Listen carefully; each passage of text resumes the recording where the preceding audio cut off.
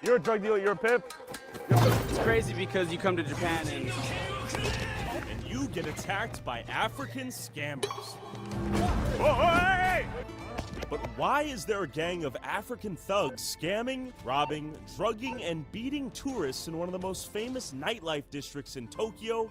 Good question that we hopefully will answer tonight. Hello guys, how's it going? Happy New Year if this is the first stream you're joining us for. Now, so Tyler Oliveira, who is, it's a little bit quiet actually, I've got to turn this up. Tyler Oliveira, he's been exposing scammers across the world. We watched a couple of his funny videos. Of course, he's the famous poop man. He went to the Poop Festival. He went to expose scammers in Barcelona, Paris, Minnesota. And overall, it's pretty entertaining stuff. Now, he's just come to Tokyo, and specifically Kawaguchiko. Now, this is an area that I'm quite familiar with, and I think this video is pretty good. There are a couple points that I want to talk about. We'll get to them when we get to them. Should we start with I have an update on the Somali daycare thing, though, from Harmful Opinions. Maybe we should do that first while people filter in. Give them a bit of a chance to come in and say hi. Also, Trucker Rob with a 2 says, well, howdy, me. Well, howdy, Trucker Rob. How's it going? But this is very true that the SCAMADEMIC or the Nigerian, and they're specifically Nigerian touts that plague this one area of Tokyo. Now, a lot of people have been making their careers off of this lie that Japan is currently being blacked and that there's hordes and hordes of immigrants coming into the country. That is simply not true. But this is an issue, and this has been an issue for many years. So we'll take a closer look at that today. You're buying a house? Really? Well, congratulations, my man. That's excellent. Good for you. The dream of everyone. It's still too many. I actually, I've told you to chat about this before, but last time I was in Tokyo, which was, I want to say July. That was when I met up with Max and Andrew. I actually made friends with one of these Nigerian scammers. He was a pretty decent dude once I got to know him. It was kind of funny though, because the thing is these guys is they're so annoying. They're so frustrating.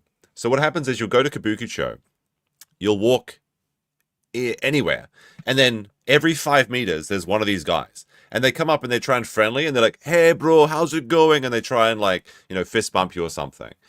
And then they're like, yeah, you want to go to a bar? Let's go drink. And then you say no. And then they go to level 2, which is they go titty bar. You want some drugs? Titty bar, titty. They just go like that. And then if you just kill them no and no and no, they start to get more aggressive. But essentially, if you ignore them, they leave you alone. But the thing is, it's not just one. There's millions of them. It's crazy. Max knows about it, yeah. But when I was there last. So I was waiting because Andrew is such, when it comes to meeting up on time, he's such a flake. He always is 10 minutes late or something. So I'm always waiting for him because I always show up on time. And I was waiting for him outside of Golden Guy / the border of Kawaguchiko near Max's favorite bar. And the thing with the touts is that they're not allowed to go into Golden Guy. Golden Guy is this area of all these really cool little bars and stuff. There's kind of a map of Kawaguchiko here. So there's this barrier they can't cross, otherwise the police do come after them. But because I was waiting outside of Golden Guy, I just had all of them talking to me for ages. It's next to the place where people go to piss. So there's a lot of foot traffic there. And eventually I decided that these guys were not leaving me alone. So I was like, all right, I'll give them jobs. So I was like, all right, bro, I'm waiting for someone. I'm not going to your scam titty bar. Go to the Konbini and buy me some coffee. Go buy me a couple snacks and things, and buy something for yourself and bring them back to me while I wait for my friend. Or I'll say wait here for my friend while I go to the Konbini, and I'll bring you something from the Konbini. And then they're actually kind of friendly, so I got along with them. It was kind of funny. And actually, one of them we ended up making we made this one guy, Kali from Ghana, into our chauffeur. It was really funny actually because he was just he was escorting us everywhere. So some of them are actually kind of useful if you know how to operate with them. And it was really funny because he came up to me, Kali from Ghana. I have some photos of him, but I probably shouldn't share them. I know he was like, "Yo, brother, what's up?" And I'm like, "Where are you from?" And he's like, "Los Angeles, man." I'm like, "Oh, but where are you really from?" He's like, "Oh, Ghana." And I was like, all right. And the thing is, he kept saying yeah after everything, and it got really kind of infectious. So for the entire evening, we just kept saying, yeah. And like, it was actually really, he was really handy because there was like this place we wanted to go, and it was like a club, and he got us like priority entrance somehow. I don't know how, but he like escorted us there. He showed us around. He was like bringing me drinks and stuff. It was crazy. It was actually like really base, and I didn't even give him any money. I don't understand like what he was doing. Maybe he was just having fun too, because like I was trying to put my valuables in the lockbox, and it was broken. He's like, I'm gonna go get the manager for you, brother. And he actually brings the manager. The Japanese manager comes up and like gives me like this free lockbox for all my valuables. And then while I'm waiting, he's like bringing me drinks, like all like it's like crazy. So like this guy was actually really base. And so I know at least one of these Nigerian scammers. I mean, he was from Ghana. He wasn't from Nigeria. Maybe that's the problem. You have to find the Ghanan scammers. They're the best ones. Anyway, I guess we'll get into this one. I'll do the harmful opinion stuff at the end. Okay, so this is the Tyler Oliveira video. Let's check it out. And this is, of course, Kabukicho. Now, there are some details here that you have to look out for. And that is, the first point is these, it was BP undercover, perhaps. This is one of the issues that I had with that Oriental Pearl video, is that she's trying to show that, like, there's trash everywhere in Japan. She was specifically showing trash bags on the sidewalk here. This is most likely after 1 or 2, or probably more likely 3 or 4 a.m., because Kabukicho is almost always incredibly busy. So when you see the garbage is out, the lights are starting to be turned off, this is very late. And the scammers do become more aggressive after dark. They're almost like, they're like wild animals. Got to be careful here, okay? But like, if you kind of ignore them, don't look them in the eye, they're usually fine. But after dark, they start getting hungrier and they start getting more aggressive. So you do have to be a little bit careful, because some people have lost thousands and thousands of dollars in this area of Tokyo. Now, it's not a very common scam anymore, but it has happened to at least a few people. You're a drug dealer, you're a pimp.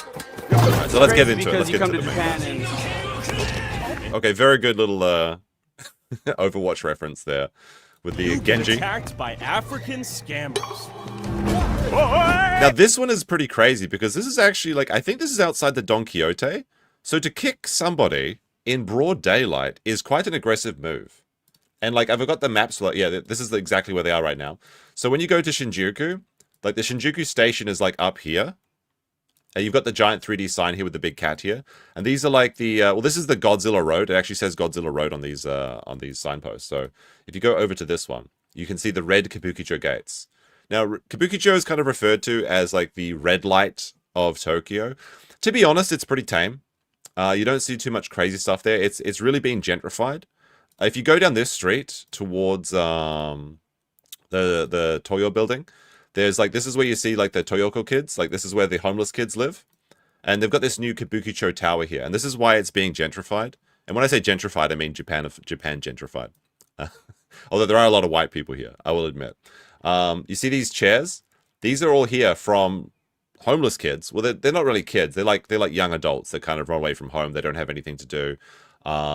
They usually work in like adult industries, things like that. But they're always like sitting on the ground here drinking, and that's why they put these signs up here, or these fences up here, because they're trying to drive them away. After there was a really embarrassing moment for Japanese politicians, because there was a politician that came here, and they usually see them around here too. They see why there's like all this shit on the ground. This is from them spilling food and spilling drinks and stuff. But a politician picked up one of these homeless people, and they actually were like a minor. I think they were 13. Show Godzilla. We can do that. Don't worry, we can do that. I'll find the Godzilla. I'll find the Godzilla. Like, the kind of funny thing is about this being the red light district is that like there's really only one really like adult thing, which is this place here, which is like the peekaboo, what is it, Nozoki room, which means like peeping Tom sort of thing. That's like the only kind of like adult sort of thing you'd expect. There's a KFC. Yeah, I mean, well, yeah, there is. But yeah, there was like I think it was a 13-year-old girl that was like homeless, and obviously she was engaged in like adult industries, because that's what these kids do. But again, most of them are usually like over 20. But this politician took her to like a karaoke room to get some, some fun time. And because it was so sus, like this old man going in with this very clearly young woman, the karaoke staff actually, and there's the Godzilla up there. There's the Godzilla. The karaoke staff, they alerted the police and put them into a room where they had cameras. So he was trying to get her to do like, adult stuff in the karaoke room, and then the cops showed up. Now, this was very clearly an SA case, and it was all documented. There was proof of everything, and this guy, he got away with it somehow, and this infuriated the Japanese public actually. And his defense was, well, I didn't even penetrate, so how could I didn't, no, he said I didn't even come. He's like, I didn't even come, so how could I possibly be persecuted for this crime? I mean, attempted murder. How could you possibly be convicted for such a thing? And this was like really made people fucking angry in Japan. Not just like the international audience didn't really hear about this, but like the Japanese public were infuriated by this. So in response, they didn't really punish that politician, but what they did is they try and pushed out all the homeless people from here and pushed them down this way towards like Shinokubo or something, which is where you have a lot of standing people, or the streetwalkers, I guess you call them. They're called like standing girls in Japan, but it's like the streetwalkers is what I'm talking about. We don't need those. Oops, don't need the KFC. But if you come here after dark, you'll always see like people setting up here, drinking and stuff. And like this is a very, very highly trafficked. When I say traffic, I mean like foot traffic from foreign tourists. So you always see like foreign tourists over here drinking, and a lot of the like LARP fake accounts will claim that like it's the foreigners that are dirtying up this, but it's the Japanese people that are just sitting here drinking and living here on the street. Anyway, there you go. All right, let's get back into the video. So that surprises me because this is like out back on the I said to get back in the video, then I went straight back into the street view. Also, the fun little detail here is there's a webcam that looks down this street, and there's tons of mice, like rats, that come around here, and like they run from the ramen shops and get like food and shit that's left on the streets. And if you're watching the live stream of this street, whenever a mouse shows up, people start spamming the cheese and mouse emojis. It's very cute. Like you should be spamming the like emoji on the YouTube videos right now. All right, but yeah, so that spot here where he's being kicked is on broad daylight. I mean, well, it's like 2 a.m. So what am I saying? But it's like right here next to this Don Quixote, which is crazy. Now, I don't know why they just haven't rounded everyone up. I guess because they're technically a lot of these scammers are here legally. What they do is they come over and get fake marriage visas. Well, they do get married, but then they're on the marriage visa, and then because they're on a marriage visa, they're allowed to work in promotion, and they're allowed to stand around and promote their like scam clubs. It's very annoying. But what's happened in recent years is they now have these like signposts with loudspeakers, and it actually says, and yeah, we're spamming the cheese. There we go. BobTube showing us the cheese as usual. They have these loudspeakers, and it literally says in English, "Do not follow the Nigerian scammers. Do not go to their bars. You will lose your money," which is kind of crazy. But here's a tip: if you do come here, this area is like there's nothing really that interesting here. Just pass all the way through, walk down here. And then one of these streets, because the scammers kind of almost stop at this street, not this street, but like right about here. Okay, here. So the scammers, this walkway leads you down to Max's favorite Filipino bar, Champion. But if you go down this way and then you go straight into Golden Guy, you can completely avoid them, and you don't have to worry about the scammers going into Golden Guy, which is nice. So if this is like the last, this is the last street. So this is where they can't pass. The scammers can't pass past these bollards or into this street. This is where they have to stop because this is Golden Guy, and this is a private street. So it's like this is a really cool place. Like I definitely recommend going here if you come to Tokyo. This is probably the most friendly place where you'll actually meet friends. Well, maybe not meet friends, but you'll talk with Japanese people. There's like 200 bars here. Each of them have like 6 seats each. So you're forced to kind of interact with people. It's incredibly kino. It's incredibly good. It even says Golden Guy up here. Like Shinjuku Golden Guy. Guy means street or road. So it's not like Golden Gay. It's Golden Guy. But it's incredibly cool. It's very neat down here. So that's my recommendation. But you got to getting through this last street. This is where the last desperate scammers are. It's a nightmare. You have to like push away 5 scammers to get through this part. They're like, bro, titty bar, and then you finally get past and you're like free from their nonsense. When you arrive in Japan, can you stay at my place? Absolutely not.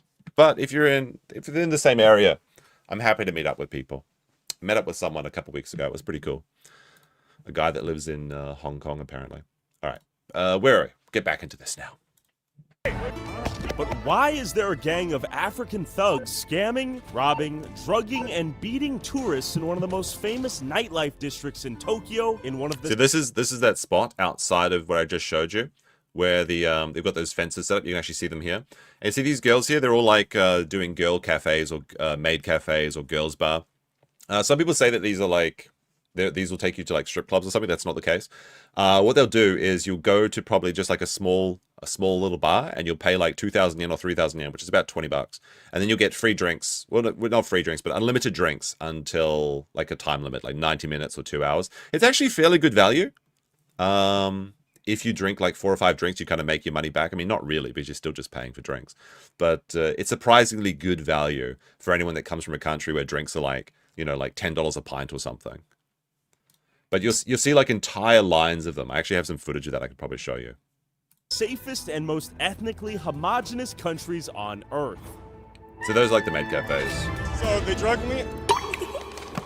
My wallet was stolen. So this is the most common scam, is what they used to do, and I haven't heard about this very often. The fact that this guy's talking about it, I almost doubt it, because I've never heard. I mean, not never, but this happens so infrequently now. What happens is they'll take you to one of their bars, and they'll roofie you, and then they'll just like clean out your wallet and you know, put a bunch of things on your credit card. That one is so rare these days. Like I think the last one I heard about these actually happening was like 10 years ago. So like the fact that this happened to this guy, if it's true, I kind of almost doubt him. I almost think that maybe he just got drunk, and I'm victim blaming, I suppose. But it's super rare. Although since these gaijins don't really go to the cops with their complaints, it could be happening, because the police kind of have like a very laissez-faire attitude to foreigner-related crime. They kind of just let it happen. If it happens to a Japanese person, they'd probably be more willing to act. But that's the first scam that they do. So there's a bunch of scams, obviously. But the first one is like they roofie you and they take all your money if you go to one of these bars. This is why you should never follow any of these Nigerian scammers anywhere. Number 2 is they trick you with like this cover charge. So they'll say like cheap drinks in this bar or something, or you go down and it'll be like $5,000 per table, and they show you the bill at the end. This one is actually in some ways this is legal and they can do it. It's very sneaky, but they have been cracking down on that one as well. And then the other scams is just like terrible service and drinks and stuff like that. But yeah, like to be honest, like this is the most case with people that claim that they've been like roofied or something, is they just got really drunk and they passed out, and then they're like, oh, I don't know what happened. I went down to the Blaze studio and I must have drunk some roofie and I passed out and all my credit cards were gone. Stuff like that. I woke up next to another guy who the same thing had happened to. So I had to check in on America's greatest ally, Japan. Back up. Hey. I'm honored to die for my country. I'm not gonna fuck my country to any foreigner. Samurai, let's go. Oh, we're thieves? You're a fucking criminal attacking people. All right, prepare for the chase. These fucking Nigerians. I was thinking that when he woke up next to the other guy, I'm like, yeah, they got, oh no, bro, we got scammed, bro. they took all the money out of our prison pockets. We got scammed, bro. This is pretty entertaining the way they've edited this, but you can see it's quite late in the evening. Pimping out women. You're real fucking tough, yeah? Also Christmas, look at that little Santa Claus. So to make sure the third world plague wouldn't claim another victim, I met up with Yung Jamez, a fellow American who moved to Japan for its safe, polite culture and was punched in the back of the head by an African scammer while walking through Kawaguchiko. Kawaguchiko. So Yung Jamez is actually fairly good fully good content. He's one of those guys that kind of moved to Japan. He starts working minimum wage jobs. And really dives in and becomes like a part of the culture. And his Japanese is pretty good too. He puts out really authentic, just like this is what it's really like to live in Japan. Now, what happened recently was he was walking through Kabukicho and he got hit in the back of the head by one of these scammers. And this has actually happened to quite a few live streamers. This isn't like an isolated incident, because the Nigerian scammers get really mad if you record them. Now, I actually remember 3 or 4 different instances. This actually usually happens to kick streamers. But like this one, I don't know who this Paul Risen guy is. I assume he's just some live streamer. But you can see he's in Shinjuku at 2 a.m. And let's see what happens to him. This clip. Again, you can see that this is very late. Obviously, it says 2 a.m. But like the garbage is out for collection the next day. Very few people. Otherwise, this would be pretty busy. And this is the actual Godzilla Road. You can tell by the by these gates right here. Oh, what they say? Please make sure to information. Scam? Yeah, those are the loudspeakers you can hear, which are talking about be careful for scammers. You wanna go home? What the fuck is your problem? Kaylee Dope says, damn. Stop that bullshit. What? I said stop that bullshit. What bullshit? The bullshit you are doing, stop it. Mapadale says, Okay, get a lens bro. of DP. We'll soon shut him up. What are you doing? Get the fuck out of here. What's it, Bro, Yo, fuck off, bro. I will What's break your down your problem? phone now. Take that phone away from. Take that phone away from me. Why does Japan allow this? That's a good question. Probably because it mostly only affects foreigners. You don't really see these people hitting Japanese people. That's incredibly rare. Now, the people that they're hitting are almost exclusively people that are carrying around cameras, filming themselves, and live streaming. And again, it's at these very early times. Not that I'm saying that this is okay. Obviously, it is. I think these people should be deported. But basically, when the cops see like, oh, it's a black guy versus a white guy, the cops are like, I mean, most of the cops in Japan don't even speak English. So how are they going to mediate this situation or even investigate it? Basically, all of this is a part of organized crime as well, because these guys come over from Nigeria. I don't know why specifically it is Nigeria. It just so happens to be that this is the case. But they come over from Nigeria. They're usually connected to organized crime. They get married to some chick that I guess is also part of the Yakuza or something. And then they work in these clubs. Now, they're not actually married. It's a completely fraudulent marriage solely for the purpose of a visa. But I guess because of that, it's kind of hard to prosecute them. I don't know. That is a good question. Fuck off, bro. This is the problem that I have with these is like, even though this is very clearly wrong, I do like to see kick streamers and and IP2 streamers get this shit kicked out of them, which is 3 or 4 of these guys that have been attacked by these guys have been IP2 streamers, which is why you've never heard about any of these events happening. Yung Jamez is like completely separate from this, which is probably why he's the only one that kind of made international news. Also, he speaks Japanese, so he did a video in Japanese discussing his situation. So it actually went viral in Japanese media as well as English media. Okay. Okay. MS Nikita says, fuck this. Okay. Hold on. Tsunami01 says, get your African ass away. There you go. So this is not a rare occurrence, but if you're like an actual tourist, and you don't talk to these Nigerians, you just tell them to go away, you will be totally fine. If you don't follow them to their bar, you'll be totally fine. I'll just put that out there. So it's kind of like you do have to engage with them to become a victim to these sort of things. So it's kind of like your own fault almost. But I don't want to say that because, again, like these people shouldn't be doing this. Now, the problem is that this is because it's a nightlife area, is that usually you get very drunk in this area and then you become more susceptible to scamming, we'll say. Now, in fact, in my younger years, I actually did not fall to one of these scams, but it may as well have been. I was here and I was drinking, and one of these guys is like, let's go to the, he's like, I've got my best bar, bro. It's right here. And it wasn't like I didn't follow this guy. It was right next to where he was standing, and I was pretty hammered. And he's like, "Best bra, bro, just come in." And I was like, what's the worst that could happen? Now, the worst that could happen is that I'd be roofied and all my money would be stolen, or worse. But I decided to go down and see for myself and investigate the actual claims that these were all scammers. But I was curious, you know. So I went down. It was the shittiest bar that I have ever been to.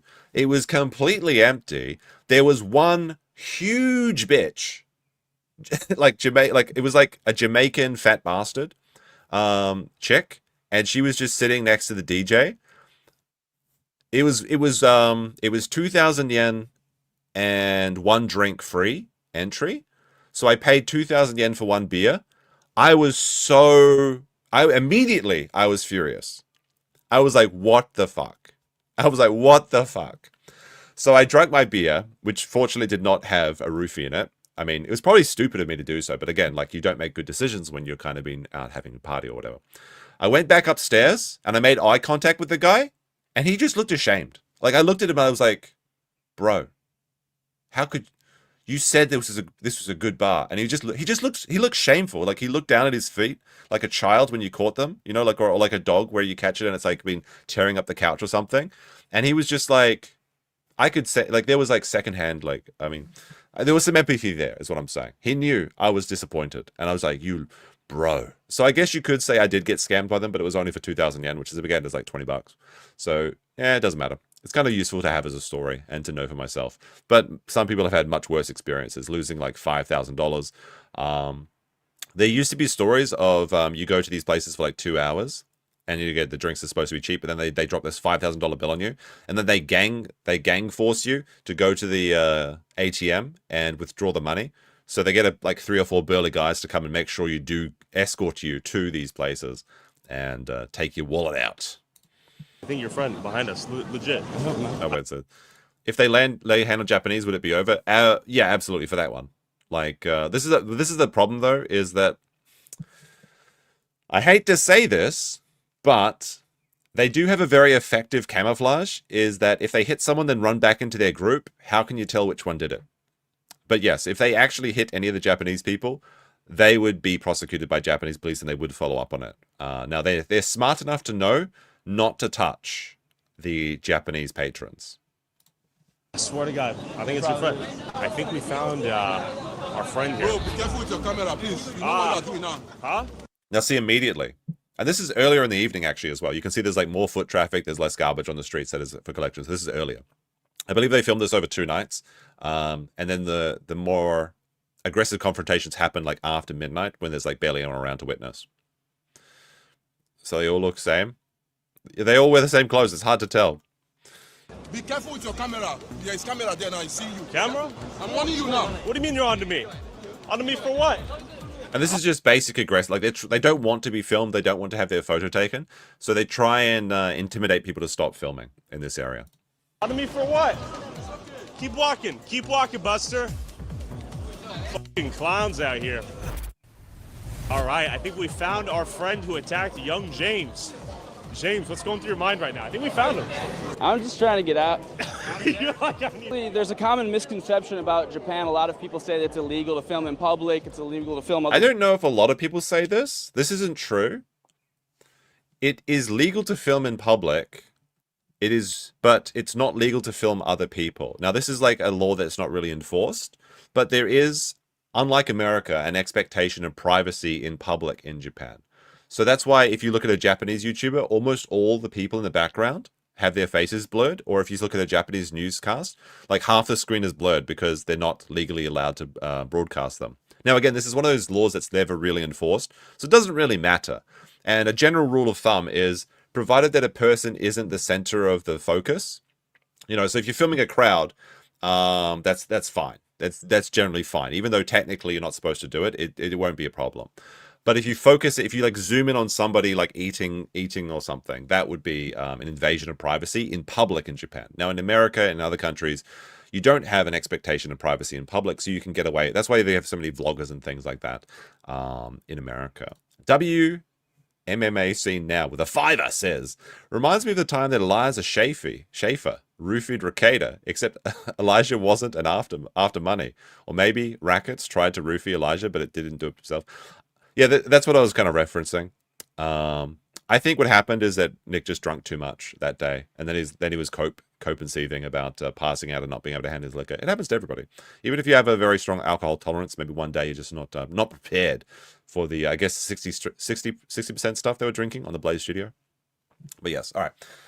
People, it's actually not true. They can ask for their faces to be blurred. Sure. But if anybody tells you you can't film here, that's a lie. Yeah, that part is true though. Like if you're allowed to film in public, just if anyone says it's illegal to film in public, that part is absolutely false. They don't know what. But that doesn't mean you can just film everybody. And this is a big problem when it comes to minors in Japan, because there have been some YouTubers, like one of them is actually now a politician, which is really strange. But he's like he's like this fat retard, basically. He would actually go around and harass these like children that were like Instagrammers or YouTubers to try and get attention. And to see him actually succeeding in his political career is very, very frustrating. They're talking about. They're assuming that you don't know what you're doing because you're just a foreigner here anyways. So the reason I'm speaking with you is because I saw a video of you getting punched in the back of the head by who? By a tout, apparently is what they're called. In Japanese, we call it kyakuhiki, which means like a catcher. They try to get people into their bars and offer drugs to people and such in the nightlife areas of Tokyo. Yeah, in the past they called it the red light district. These days they say that it's actually cleaned up a bunch. All right, so this is a slight difference. because they're filming in Kabukicho. Yeah, in the past they called it the red light. So this area here, they're just entering district. Kabukicho, Shinjuku. These days they say that it's actually This area here, this is Shin Okubo Park. Now this is pretty close to Kabukicho. If we look at the map, so this is kind of like where they started the filming, like the beginning part here. Shin Okubo is down here, like it's at the very edge but kind of outside of Kabukicho. This is a place, like all of these women, these are prostitutes. You can actually see these cones here. Because this is just like a children's park, like it's an actual park, but it has these very recognizable like fences. But you see these signs here; they say no standing. These are all prostitutes, and it's very famously a place to find prostitutes, and it's kind of like away from the street. Now, I remember watching some video where someone was talking about like in one of these streets they're all like trannies. I don't know about that, but apparently it's adjacent to the ramen shop. So there you go. You can see that they're trying to push them out, but people just keep standing there. cleaned up a bunch. So now they... Now, these women aren't prostitutes, but they can't... Well, maybe they are. But this is like 60 minutes for 3,000... Yeah, so this will be like a girls' bar. So these people, they'll just drink with you and talk with you. And you'll drink for about 30, 20 bucks or whatever for 90 minutes. And then you can see they've got their Christmas costumes on because it's like Christmas theme. So slight difference there. Just call it a nightlife area, more or less. But amongst Japanese people, this is definitely known as the most dangerous area in Tokyo. Which goes to show. I would take umbrage with this fact. I don't think that Kabukicho is the most dangerous part of. If it's the easiest to get scammed, sure. Now, dangerous part in Japan is a very. There really is nowhere that's dangerous in Japan except for bear country, like except for all the wild animals. Like there are more dangerous parts of Tokyo, in my opinion. But if you want to like the highest ratio of scamming, sure, absolutely. How safe at large Japan actually is. 100%. In this area, Kabukicho specifically, there are a whole bunch of fights occasionally between drunk people all the time. This does happen all the time. You always see drunk people brawling. And usually it's foreigners, to be honest. Now, if you're a foreigner and you get into a fight with a Japanese person, it's a pretty bad idea because immediately like 7 or 8 other Japanese people will jump in on the Japanese person's side and you'll just get worn down with like the multi-attack sort of thing. But in terms of people being attacked for seemingly no reason, it often tends to be these African Touts, kyakuhiki guys, maybe because the tourists don't follow them into their bars, they refuse their scams, they get scammed out of money and then they fight back and they get beat up, which is really sad, and it's been an issue for many years now. Definitely an area. I see one of your friends to my left over here. Yeah, I hope they don't bother us anymore. You know, I'm not trying to bother anyone, just like I was in my video. I was minding my own business. Basically, the guy was really angry that he happened to get in my shot and he didn't want to be on camera. He was barely in your shot, too. He was creeping and crawling. He almost... Like you can see him sneaking up and in there. There you go. Wanted it. It's been on Japanese news outlets. It's been all over social media. It's nuts. So, from my understanding, a lot of these guys own or work at some of these bars. They try to lure you in with the prospect of a cheap bar experience. And then what happens next? From the stories that I've heard, yeah, basically they invite you to an international club. I just want to point out. From the stories that I've heard, yeah, basically they. So like drugged and robbed in Tokyo 10 years ago post. Like this is. I really have not heard of this happening in recent years, which surprises me quite a bit that they allegedly find someone that is claimed to be drugged in this video. I'm not saying it didn't happen. It's just very surprising. Now, to be fair, in the last 5 years, of course, 2 or 3 of those years, there was very little tourism because of the lockdowns and everything. But again, I am very kind of shocked about that. If it is happening again, much more likely he just got drunk. Because if it's like, if you have 90 minutes all you can drink, your brain is like, well, if I have 10 drinks within 90 minutes, that's good value. And then you start slamming drinks back. And that's what catches a lot of people, I think. I have fallen to this many a time. But what is this? Max says, YouTubers going to Kabukicho or Kawaguchi. They actually go to Kawaguchi in this video. Is like if Max and me went to US and went to the very worst parts of Chicago and Detroit or Memphis, and being surprised at hostility. Yeah, exactly. This is one thing, is while this is a very real problem, it's exclusively localized with the African Touts to this circle. So it's not like, oh my goodness, I went on my Japan trip and there was touts. No, it's literally in this part exclusively. But the thing is, this is one of the most highly trafficked parts of Tokyo because it's a tourist trap.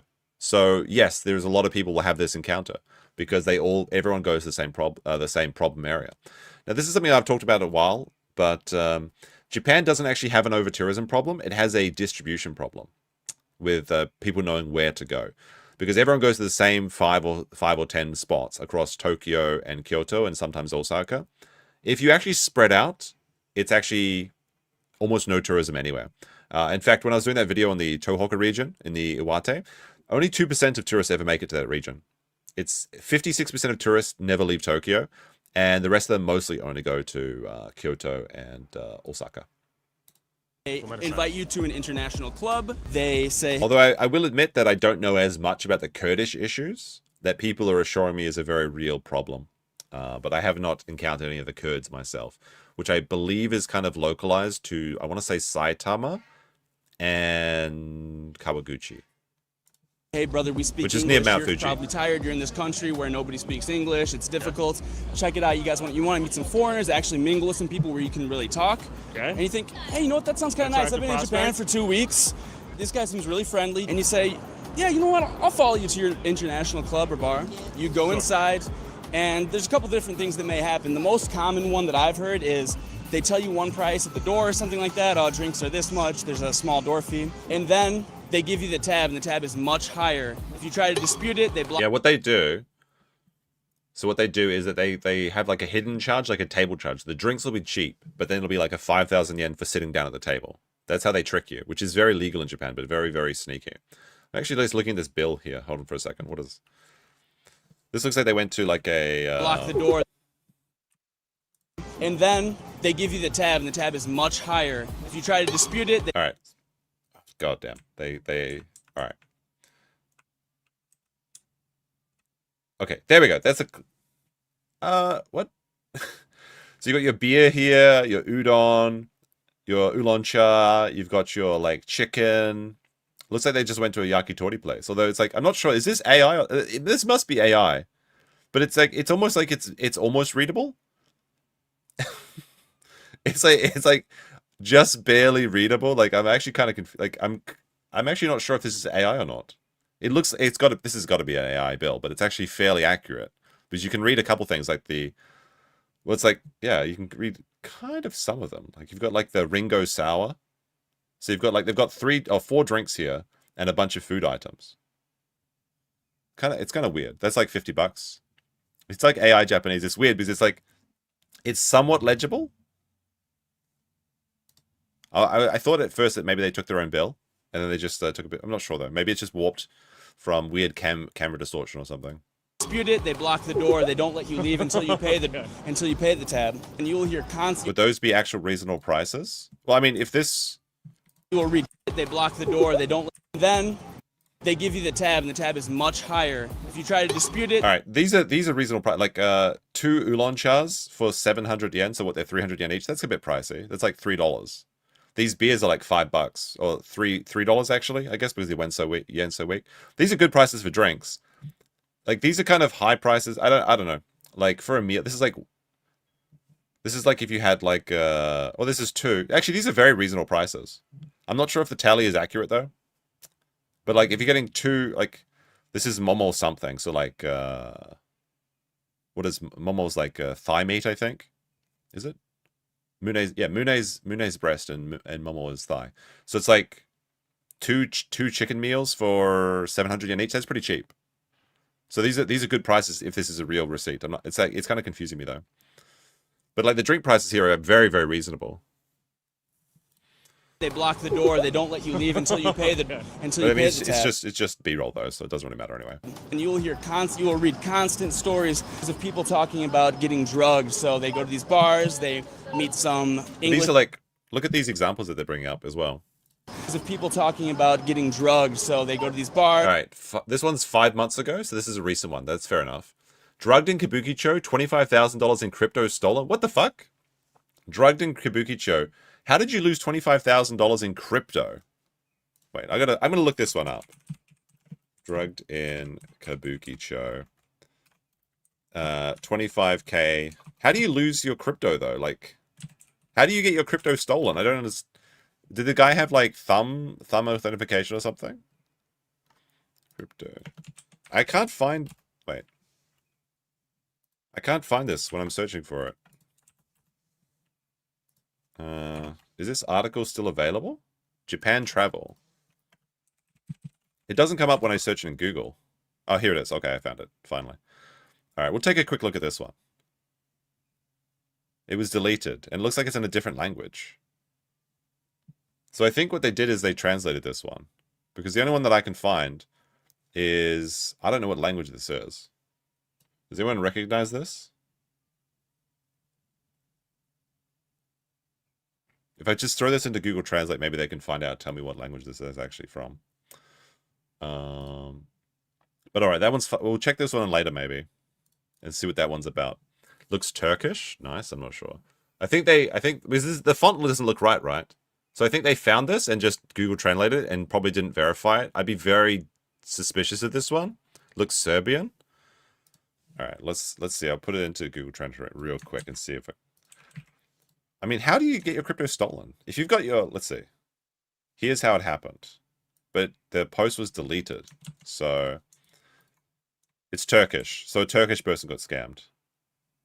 Let's see. In Kabukicho on Godzilla Road, I met a tour guide who spoke almost perfect English. His name was Ron, and he was and that he was a Filipino. I asked if he wanted to go to a few bars. I agreed. But I can't find the actual story because the post was deleted. Let's see. I'm curious about this one. If you have a thumb unlocking your phone which has $25,000 in crypto, you're kind of asking to be robbed. That's kind of a stupid thing to do, but like, not that it's justified or anything. They meet some... All right, this one is 8 years ago.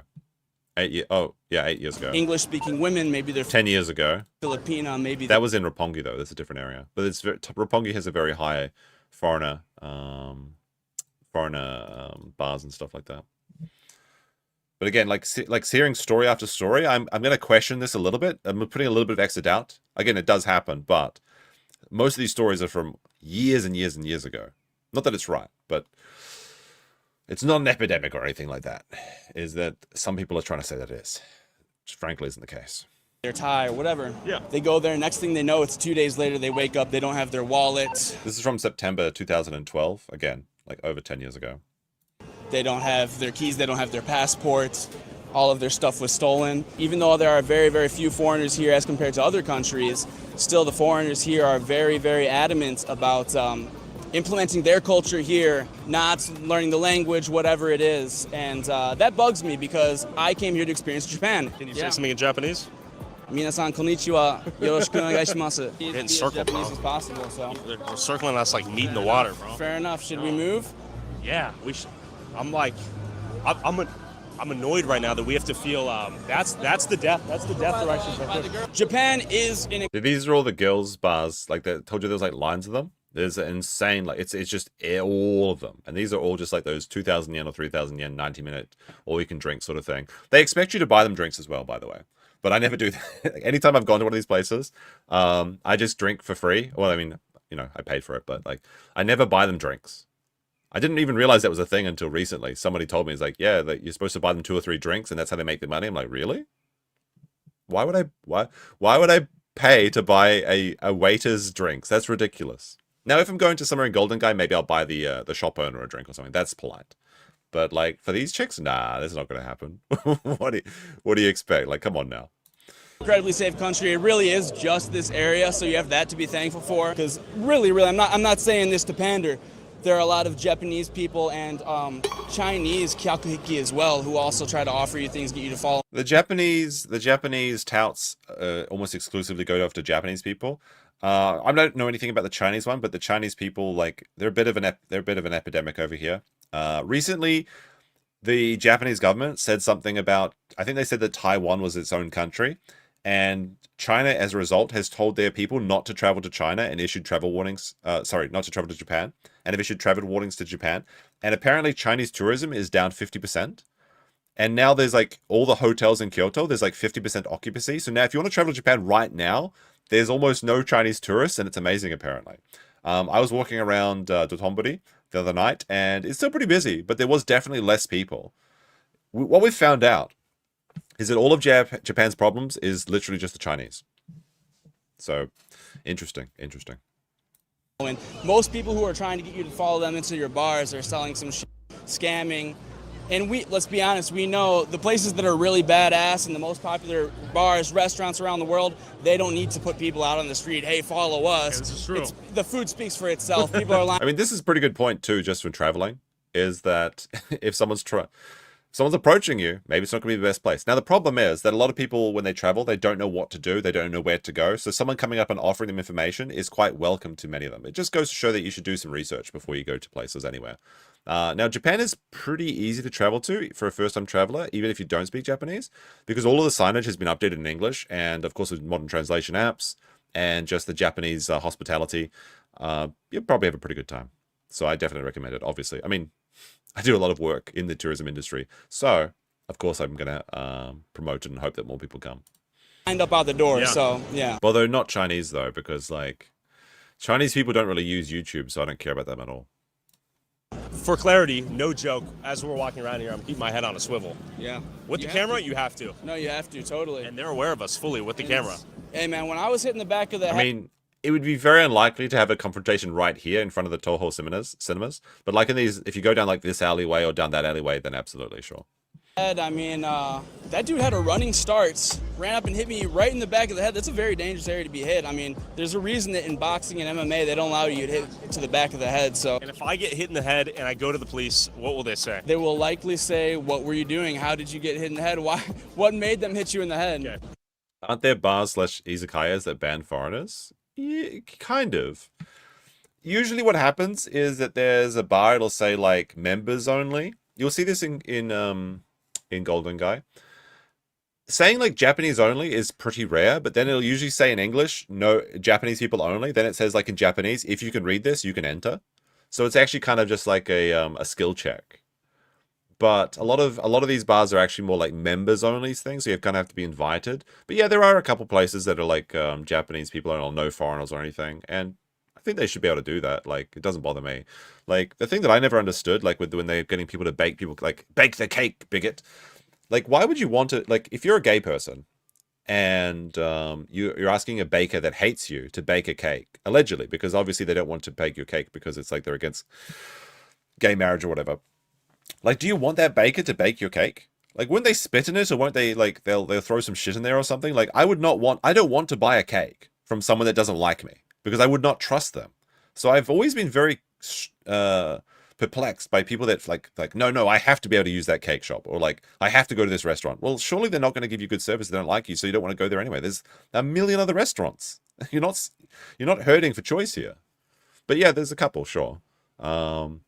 Again, mostly they're just members only, but yeah, a couple, sure. They always make big international news, but like, no one really gives a shit in Japan. It's just like, okay, it's his own private establishment. Who gives a shit? He should be able to do that. Like, why shouldn't a bartender or a restaurant owner say like, no, I don't want to serve this clientele? It's their property. Makes sense to me. And then they will say, be safe. This area is dangerous. You should know that. There are... So Japanese police, I'll just put one point in here. So if you did get assaulted by one of these people in Japan, you could take it to the police. Now, the police are lazy and they don't want to do work, so they will try and talk you out of it. If you keep pressing, like, no, I want to press charges, I want to press charges, I want to press charges, you can actually go forward with it. It's just like the Japanese police will do anything to get out of paperwork. And they'll do anything to get out of speaking to an English person or speaking in English. They hate, like, Japanese people are actually just terrified of speaking English because there's such an importance in Japanese culture and getting things right. That's why Japan probably has the worst English in all of the Asian countries. Like anywhere else in Asia you go, they have better English. Japan is literally the worst. I mean, in some of these Asian countries, English is even like a first language. But Japanese people have put such a premium on getting everything right and not making mistakes and not being embarrassed. That's why they hate speaking English. And if you ask them if like they speak English, they'll say no, or just a little bit, because they don't want to be embarrassed. Street cars running around occasionally that give announcements that say, be careful, don't follow anybody. Sorry, that just reminds me of another funny one. When me and Max were in Tokyo, filming for the video that'll eventually come out in like 5 years' time or whatever, we went to Shinjuku Park, Shinjuku Park is a 500 yen entry park. It's very nice, but almost every guidebook, and for the longest time, everyone thought that Shinjuku Park was free because the one gate attendant that was working at Shinjuku Park was terrified of speaking English. So anytime an English person came up towards the park, he would just open the gates for free and not say anything.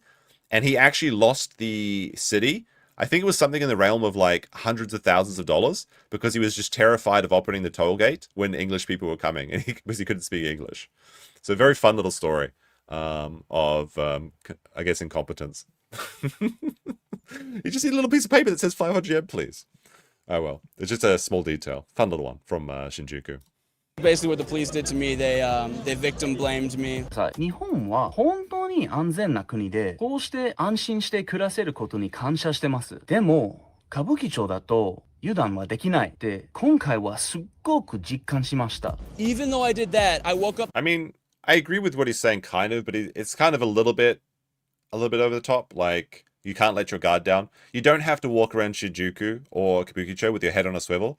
Specifically because he was recording is why he was targeted. Now, should he have been? No, absolutely not. And should that guy be in prison or deported? Absolutely.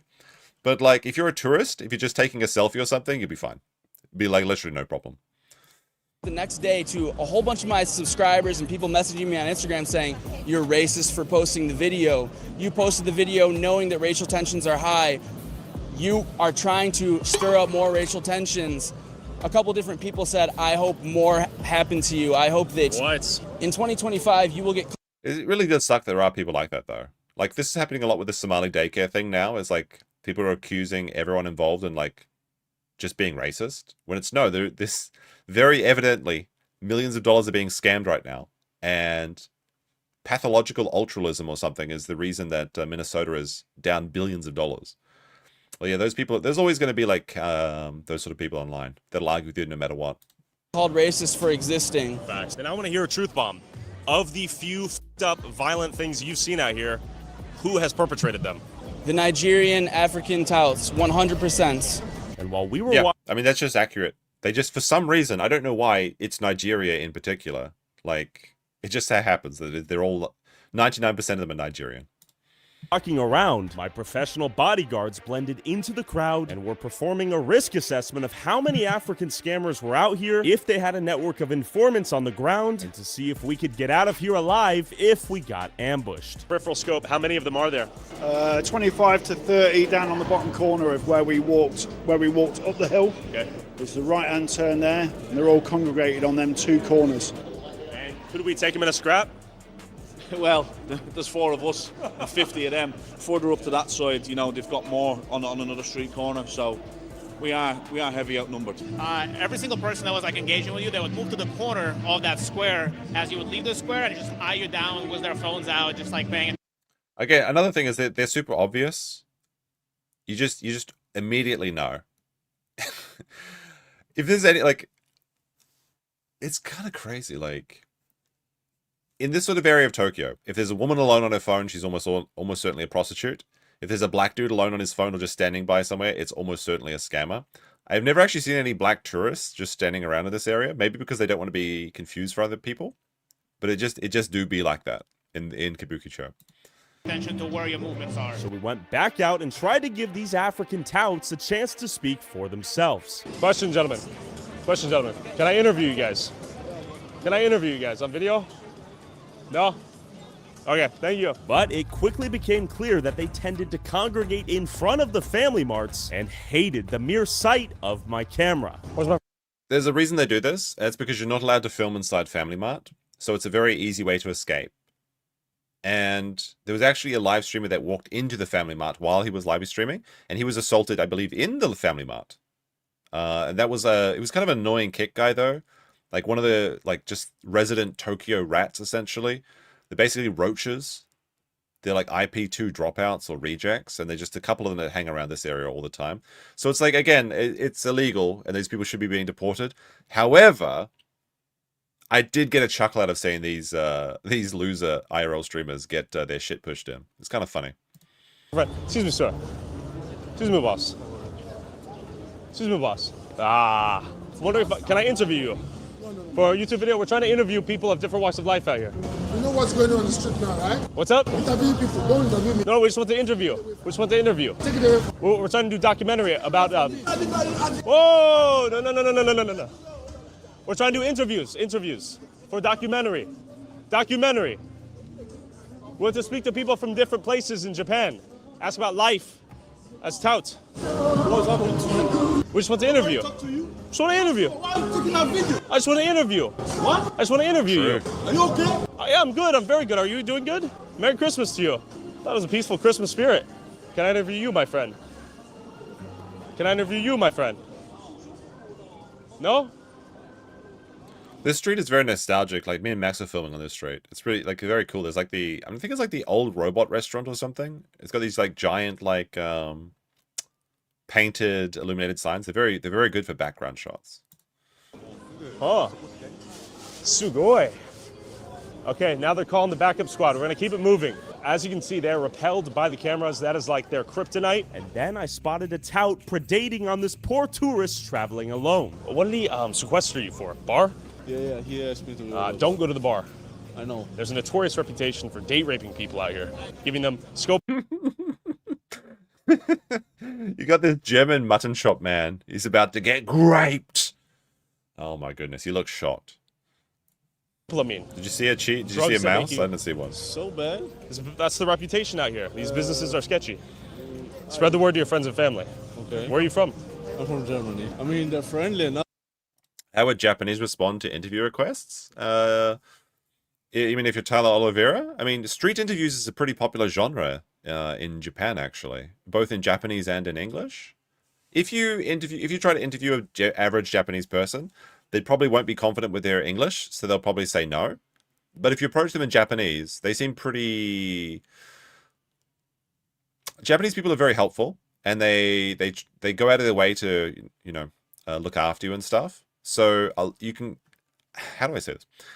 I feel like you could almost, if you try and interview someone, in Japanese, they will almost certainly do the interview because they don't want to upset you. So you can kind of guide and smash it is the way I would say. Like when you can kind of get away with things as a foreigner. If you keep pushing for an interview, you'd almost certainly get one. Provided you are speaking in Japanese. Now, if you happen to come up with someone that has like really good English, they might. But otherwise... What? Is that where the gay pharmacist is? Wait, what are you talking about, expert? Who knows? It's just that every 5 meters you encounter one. Yeah, this is the thing that's the most frustrating. If it was just one or two, it would be no problem. Well, I mean, it's a problem, but like a problem you can ignore. But it's just relentless. You have to go through 20 guys. That's a loaded statement. You have to go through 20 guys to get to the golden guy, okay? Where you can actually have fun. Jesus, that sounds really bad, taken out of context. Until they're not friendly. I take along as well if you're going out of this place, because I can't go 5 meters with them without. Okay, you've been harassed by so many of them. You want us to guide you out of here. Yeah. I mean, guide you out though. It's not like it's a jungle. The exit's right there. It's just down the street. This is, like I said, this is localized to a very, very small area. It's like 4 or 5. It's like 4 or 5 streets. Okay, it's a couple blocks. It's not like it's this jungle that you're going to be stuck into, dodging all of the creatures and things. Yeah, let's go. That would be nice. Let's go. Well, we will guide you. So, what's your name? Michel. Okay, so we have a German friend here. How many had come up to you today? You go 5 meters and you encounter another one. One after the other. Next time I come here, I'm going to go with a friend, because... I mean, they're already out. They're no longer in. Like, they've already passed the scammers. Like, the scammers will stop at this this blue barrier over here. It's too much. They don't leave you alone when you're alone. Well, friend, be safe. It was good to meet you. Thanks a lot. And then we walked over to Golden Guy. This is Max's favorite bar. Like, for real, Champion. It's shit. Sorry, Max. All right, this is Golden Guy, you see? This is a nice place. That's a nice place. Be safe. It was good to meet you. Thanks a lot. Actually, I don't know if it's Max's favorite bar, but it's like a cheap Filipino bar where I think every drink is 500 yen, so about $3. I think we just always meet up here because it's very easy to find. So this is the border of Kawaguchiko into Golden Guy. But Max loves this place. Over to Golden He's always Guy, talking a about historic drinking area. Yeah, so this is really cool. Like all of these little bars, they're like 5 seats each. It's very intimate. It's very fun. You make a lot of friends. There's a lot of crazy people. Every time I go to Tokyo, I make a point to go visit Golden Guy. There really is nothing like this anywhere else in Japan. There was something like it in Osaka, but it was in a building that's now been decommissioned, and I'm looking for something similar.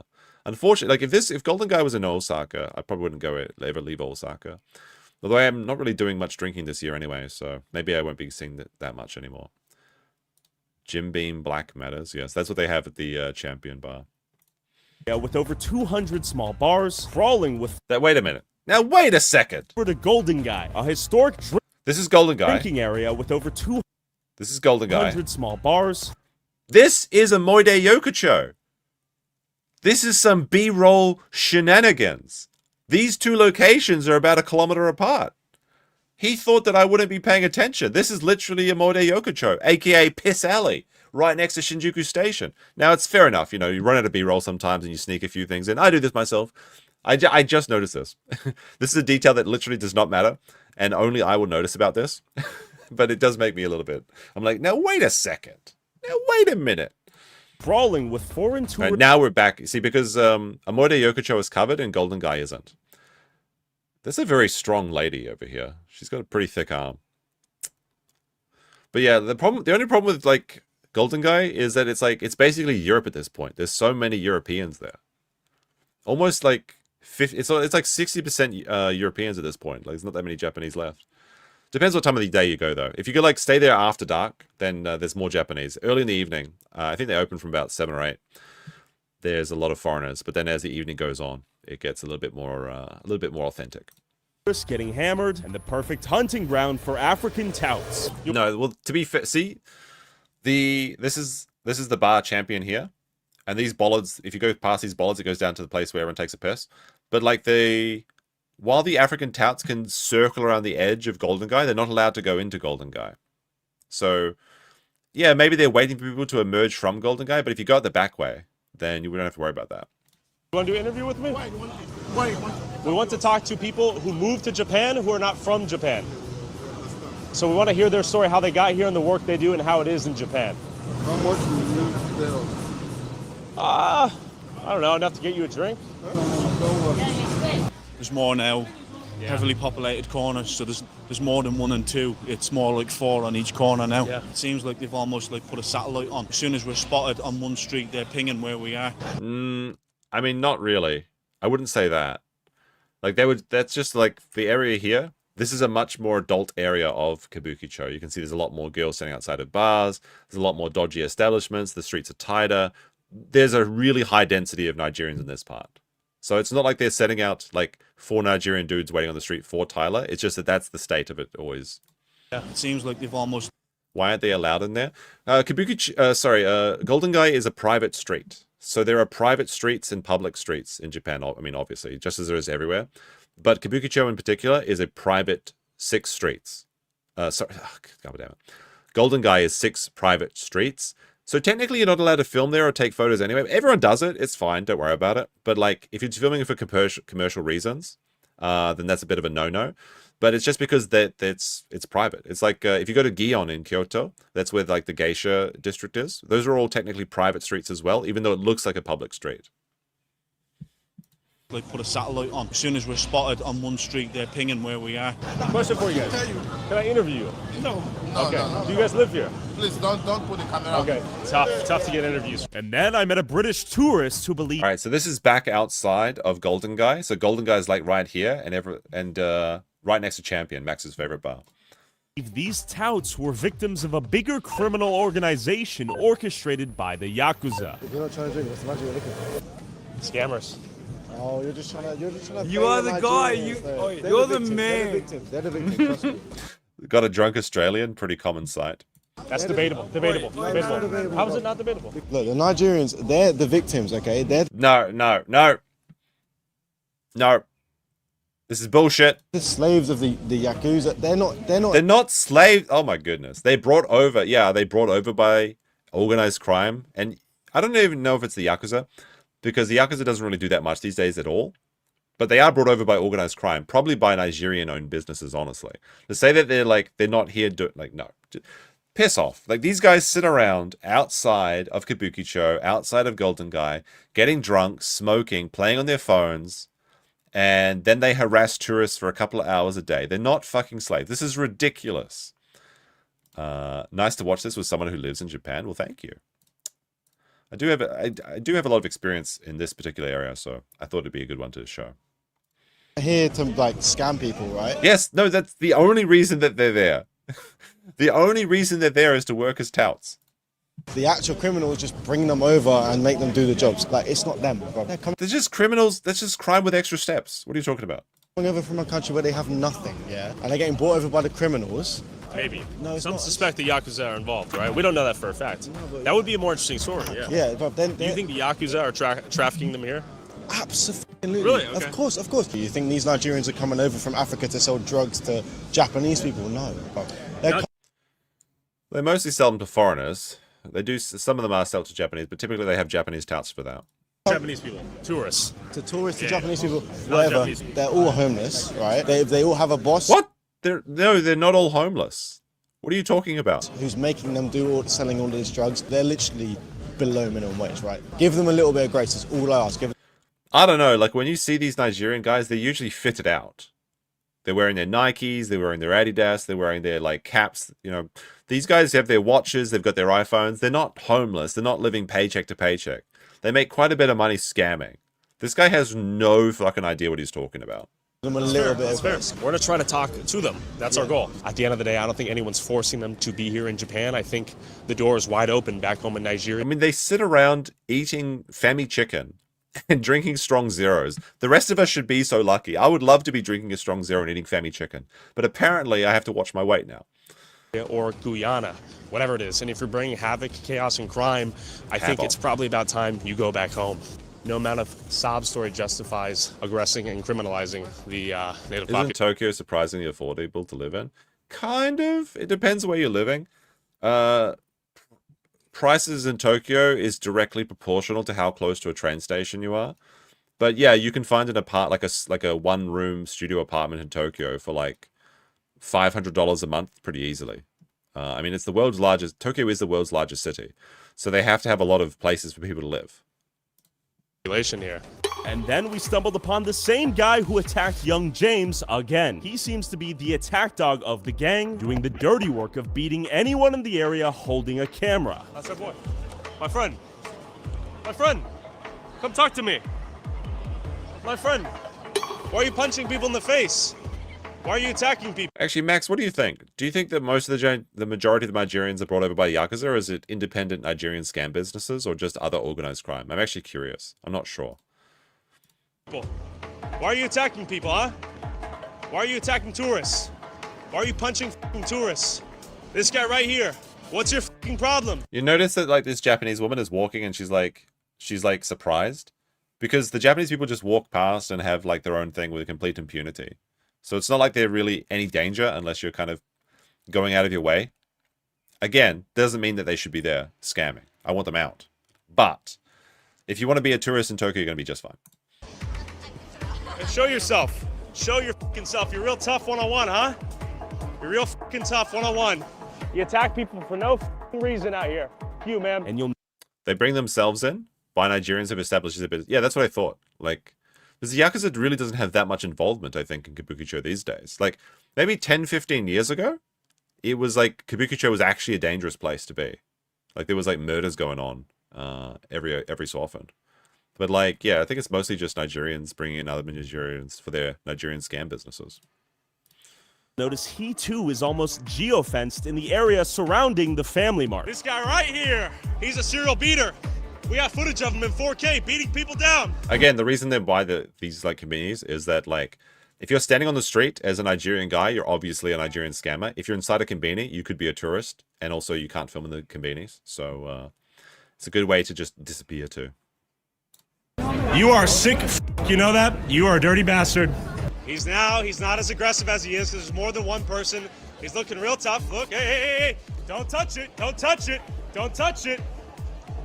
You can't go around punching people in the face and act like they're not going to come back, huh? これは何ですか? ナメは何ですか? As he fled our shaming ritual, this violent thug tried to lead us straight into an ambush across the street where his other criminal associates were ready to outnumber and ambush us. No one speaks English? What do you mean? The Nigerians all speak English. A lot of people in this area of Japan will speak English because it's like there's so many tourists.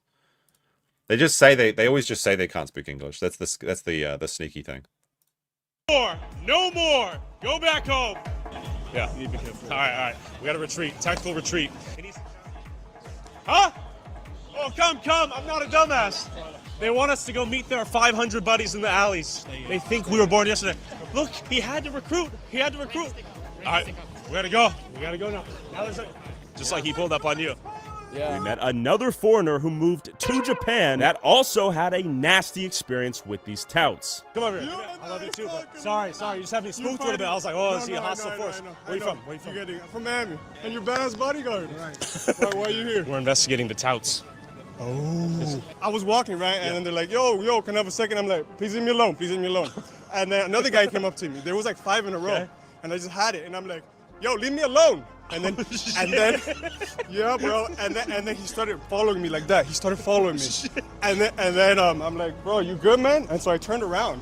So he started following me again. He's like, I'm gonna beat your ass, bro. What? And I'm like, I just kept. I've never heard any of the scammers saying they'll beat you up if you just don't talk to them. If you just ignore them, they go away. If you're filming, yeah, then maybe because they hate being filmed. But like actually aggressing on people that aren't going in with their scams, I don't know about that. I don't think so. Probably. No, I didn't. But if we go there, I could identify him. Yeah, let's go. Join our party? Yeah. I mean, maybe one of them just chimped out that day. I don't know. That's possible. All right, welcome to the party. What's your name? Albert. He's right over there by the family. He's right over there by the family mart? Yeah, the one that just kept following me.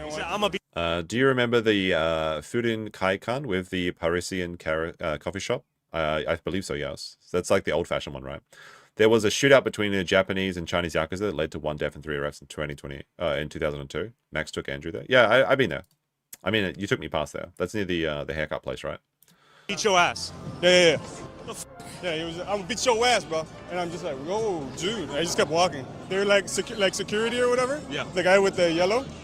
And then I asked them like, what do I do in that situation? Yeah. And they're like, don't hit back. Just take it, hope it's on camera, and then go to the police. Bro, that's no way to live. Dude, how hard was it to get your visa to come over here? I got it through an AOT company. Okay. And then I switched to another visa, to the humanities visa, and now I'm working in as an engineer. That's badass. Thank you, man. Real engineer. Oh yeah, doctor's an engineer. I went to a random bar. That was my first mistake. And then I ordered one drink, and then I ordered another drink, and then after that, I blacked out. And I woke up. They drugged you? Yeah, they drugged me. So they drugged me, and I woke up at 5 p.m. the next day. I woke up in the hallway next to another guy who the same thing had happened to. See, actually in the background here, you can see these are the Toyoko kids, the homeless kids that live outside of this area in Shinjuku. Now, this guy, do you think he got drugged, or do you think he just can't handle his liquor? I'm kind of curious about that. Because he said he didn't follow a Nigerian. He just walked into a random bar, and then he had 2 drinks, and he passed out. I'm not sure. This story is a little bit suspicious to me, but I'll take him in his word for now. My wallet was stolen, everything. I have a Japanese credit card, Rakuten credit card. They took 400,000 yen, which is like 4,000. It's like if you get to the point that you have a Rakuten credit card, so you've been in Japan for a while, you've been living here enough that you've got an actual Japanese credit card. I feel like at this point you should know to avoid these places. Something of this story is not quite adding up for me. USD. Yeah, that's a lot of money. It was a Filipino bar. Filipino bar? Yeah. Interesting. Yeah. Well, I've changed my mind now. He was absolutely drugged. You can't trust those Filipinos. Jefferson C. Post says, is there an argument that showing a bad face of Tokyo could eventually spur action? Or would the Japanese rather dislike YouTubers doing this? I don't know. Like, to be honest, I think that everyone's just kind of... everyone knows it's a problem, but everyone's just ignoring it. And it's almost like foreigner on foreigner crime, so they don't give a shit. The Japanese community is so insulated versus the regular outside news, that global news, that there's almost no crossover, which is really quite funny when you look at the Japanese LARPers that pretend to be Japanese accounts sharing like their right-wing movements growing in Japan sort of like LARP that isn't actually happening. Or at least not to the degree what they say that is. Like those people, the things that they talk about, the Japanese people have almost no idea about. It's almost completely separated. So I would say that probably most Japanese, when they think about Kabukicho, they're just like, oh, it's like so many foreigners there. There's better places to go in Tokyo to drink. So it really is mostly only tourists that go there at this point. So I think they just kind of ignore it because it's like it's such a minor issue to the average Japanese person. This is something that almost exclusively affects tourists. Ethnic drugging going on out here. We're trying to interview people that live here but are It's not. gonna get worse. You have no idea. I don't think so. Like, what do you mean? Like, what do you mean by get worse? Because this is one of the things is people think that like Japan is going to become like the UK. It's not. The Japanese immigration laws are already incredibly strict and they're becoming more strict. This idea that like there's a flooding of third world immigrants coming into Japan is just simply not true. People like to say that, they say like, yeah, that's what we thought about the UK too, but then it was too late. It's a completely different situation. Born here. We want to learn about Japan. Okay, no worries. Excuse me. Can I interview you? No? I'm chill, I promise. There's a few questions. What's up? You're walking, right? Walking, yes. I have a question for you. Do you live here? No? I don't want to entertain any question from you. We're trying to ask people that live here but are not from here. Hey, sir, please. Okay, we're just doing interviews, you know what I mean? You guys live here? Yeah. So we're trying to talk to people that live here but are not from here for an interview. Ask them about their life in Japan. For a little interview?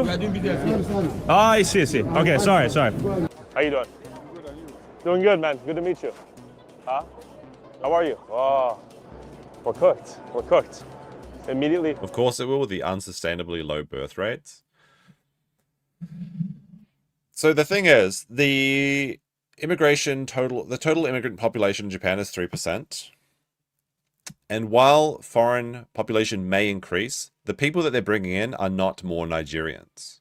The people that are actually coming into Japan are primarily Chinese, they're primarily Vietnamese, and Southeast Asian nurses and factory workers from mostly Southeast Asian countries. They're not looking at countries like Nigeria to bring in people to supplement the factory or the nursing or the healthcare services. 3% is already way. What the fuck are you talking about? 3% is nothing. Low birth rates is a grift. It absolutely is a grift. Japan does need to do something about their birth rates, but Japan has the highest birth rate in East Asia. Like, people think that, like, oh my goodness, nobody's having babies in Japan. The Japan birth rate is 1.3. In Korea, it's 0.7. Nobody ever talks about Korea. Like, Korea has a legit problem where there's going to be like a cliff where there's going to be no young people for a while to support the retirement of all the old Koreans, because the Korean population is getting much older. Japan is like still like at the same rate and birth rate as America when you take away all the non-Americans. Okay, Korea is a real like sticky problem. I'm not sure what's going to happen there, because the men and women hate each other in Korea, like for real. It's insane. It's more of a worry for people that don't have kids and internalize it about themselves.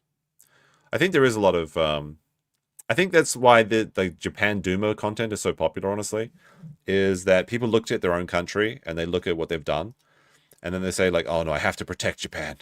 We have to save, at least there can be one place left that's not like this. But then it really isn't like, if you just go outside of Tokyo, you'll immediately understand that Japan is not like the UK. It's not like these countries where there's like unchecked, rampant immigration that is actually destabilizing the country. Is that bar? Question for you. I'm gone. Why are you hanging camera? It's on my... Yeah, I mean, a little bit, yes. Camera. I'm the camera. If I touch you. Shake my hand. Wait, Max, isn't this street is pretty close to that place you were talking about, right? Like, isn't it like an adjacent street, like over like it's, if we walk down this way in the street, then go that way, right? Is the place you're talking about? Okay, this shoulder cam is a killer. It was clear the only way to see what was really going on here was to go undercover as a drunk tourist, get lured into these bars. All right, now this is very interesting. Even though this is very illegal, like the hidden camera thing, but like I've never seen inside these bars myself, so I'm quite curious what is actually going to happen here. and see if they Max drug left me, for lunch. rob me, Oh, or okay. sell me something on their secret menu. But real quick, when you travel as much as I do, the first thing you need when you land is data. And all right, you got the advertisement. Use this again. If you want to watch the non-yap version, I've pinned it in the comment. This is obviously on Tyler Oliveira's. How am I not subscribed to Tyler Oliveira? Because I'm always switching between my different channels. There you go. But I'm going to skip past the eSIM yet. But go to eSIM.io/influencer/Tyler. There you go. the sponsor of today's video, eSIM.io. So let's get over this one. Time.io. Pay as country. Your trip for balance. National plan. Trees. 20 pop up and code back There you to go. Tokyo. We come in there super meek, super weak, like we're just willing to get robbed. And then if they try to rob us, we kind of let them rob, and then boom, they come out of nowhere, save the day. Let's get robbed. Well, the 1 or 2 times I have had to come here, I was harassed by crazy touts, drunk people, just a bunch of idiots that I don't want to involve myself with. And my friend got mugged here by knife point, so. And that's pretty rare. I have never heard of anyone being mugged in Japan. Ever. And by knife point? I mean, it happens from time to time, absolutely, but like across an entire country, I've never heard of that. Very unusual when you consider Japanese hospitality and their reputation for safety. Totally. Whatever your instincts tell you to do the opposite. And I think we'll end up in a hairy situation. We're gonna go to the bar that James had someone email him saying they were drugged. Yep. All right, where is this place? Let's have a look. That James had someone email him saying they were drugged. Yep. Next to the old cafe. Okay, pretty sketchy place. About a day and a half later, his wallet, passport were gone. Day and a half. So the whole India aim for 500,000 people to people exchange over the next 5 years, articles are fake or updated. A lot of these articles are either poorly AI translated or just nonsense, to be honest. Like a lot of them are like sister city relationships saying like, we're going to make this the home. This is going to be the, the Africa hometown in Chiba. Those are just city officials saying bullshit. It's just propaganda. There's no legal thing attached to it. There's no actual action plan. And they don't have the authority to issue visas. Yes, he purposely Holy dropped. And as James and I pulled up to Kawaguchiko, undercover. I want to say that like the Indian population in Japan is really tiny. I thought it was under... Wait, hold on a second. How many Indians in Japan? I'm actually kind of curious about this now. There are approximately 54,000 Indians in Japan at the currently, which is nothing. I mean, that's like not even one town's worth of Indians. A small town. Like, so they're gonna increase the Indian population by 10 times in the next 5 years. That's not gonna happen. It's a fun thing to say though, but no, it's not gonna happen. As stupid American tourists trying to pick. Actually, I'm kind of curious. Like, how many white people are in Japan? How many white people live in Japan? So there is 85,000 white people in Japan, and there's 50,000. So there's more white people in Japan than Indians, if you can believe it. It's 55,000 too many? Well, hey.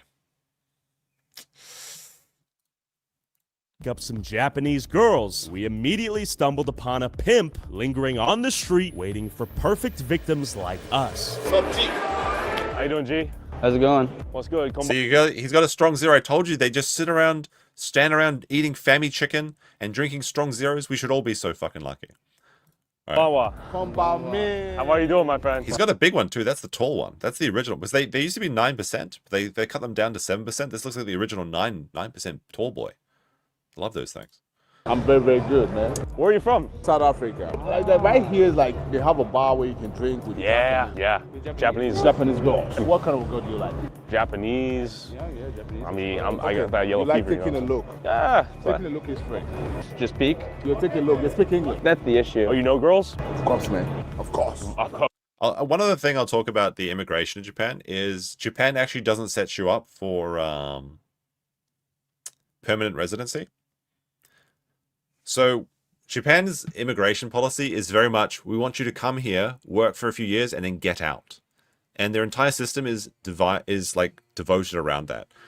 So the people that the actual immigrant workers that do come to Japan, only a minority of them ever even stay. They come here, they work, then they go away. That's what the majority is. A very few people stay at all.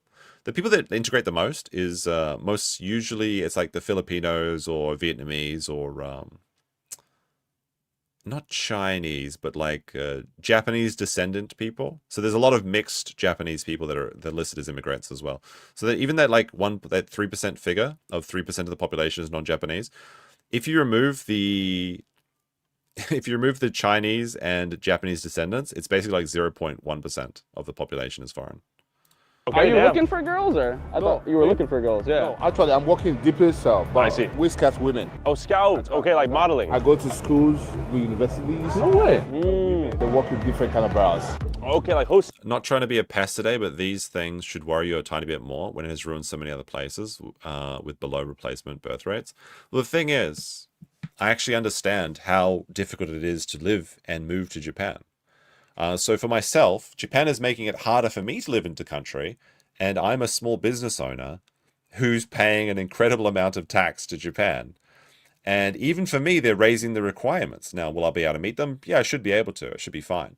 But people just don't understand how hard it is to actually move to Japan and how hard it is to become a Japanese citizen. Now, they're actually making a Japanese citizen. It used to be 5 years. Now it's moving to 10 years. So they're doubling the time it required. Now, a lot of people have like, oh my God, this base to Japan. Like, this is actually kind of like another one of those like sneaky switcheroo things that they kind of trick you with. Because very few people actually become Japanese citizens at all. Most people become permanent residents, and the permanent residence timeline was 10 years already. So actually moving the citizenship requirement to 10 years is just making it match up with permanent residency. Becoming a Japanese citizen involves a lot of things, like giving up your citizenship to your other countries, because Japan does not allow dual citizenship. And I think there's been some changes in that recently, specifically for Japanese half like kids. So like if you're half American, half Japanese, and maybe you can keep both of them. But this is very new. So a lot of people just don't understand just how difficult, and also not only how difficult it is, but how I'm not quite sure how to explain this. It's very nonsense to live in Japan. Like, for example, when I lived in New Zealand, I could move my house, I could go anywhere I wanted, and everything's fine. I just pay my taxes, I go to work, fine. In Japan, if you want to move house, you have to go to town hall and register you're moving out first, and then you register you're moving in. This is called the Jumin Hall, and it's just really annoying.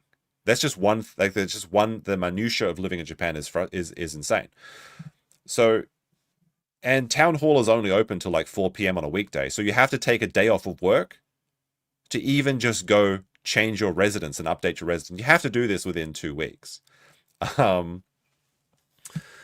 Of any movement thing. And every time you move, you have to make a new register of the thing. You have to update your visa, all of this stuff. It's just all these little things that like add up and add up and add up. If you want to go to the banks are only open till 4 p.m. on weekdays. Again, you have to take time off from work, and you only get 10 days paid vacation a year. So are you going to use one of your, then they don't just let like, in America or whatever, you just go like, hey boss, I'm going to the bank for a couple hours. And they're like, or I'm going for the bank for lunch or something. You can do that. You can't do that in Japan. So all of these little things, they add up, all of this bureaucracy, all of this nonsense, just doing anything in Japan. All the licensing, all the requirements, all the rules. It's just not very conducive to like actually having a very comfortable life. So there are some people that retire in Japan and don't have to worry about this because they just move into one place and they're not going to work and things.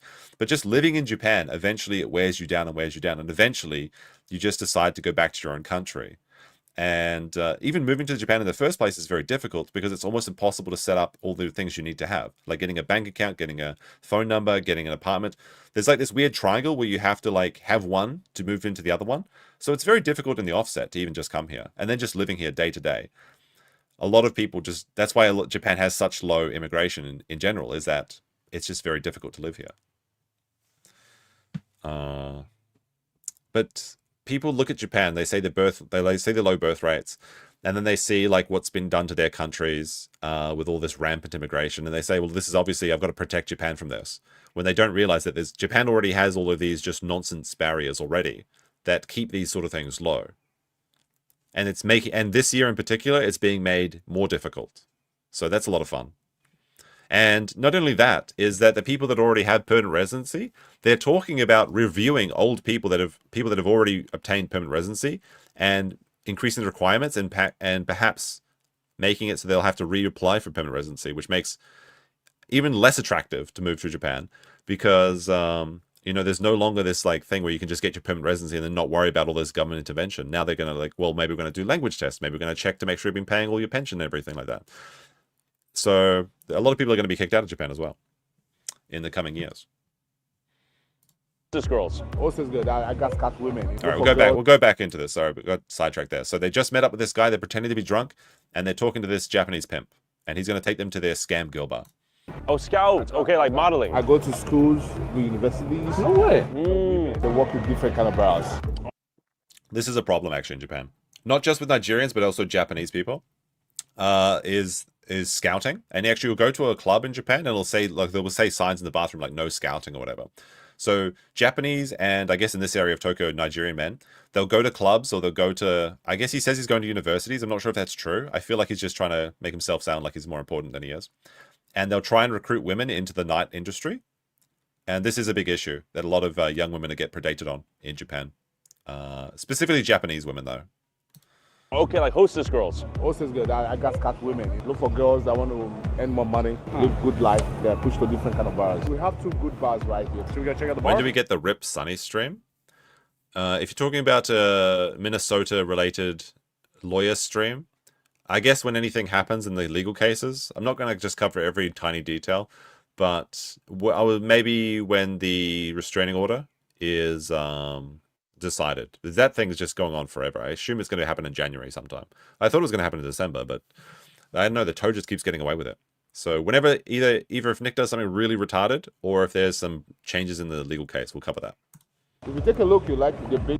Let's go see. Let's go see. Like, how much is it expensive to hang out with the girls or like drink with the girls? You drink with the girls. Have sex. Really?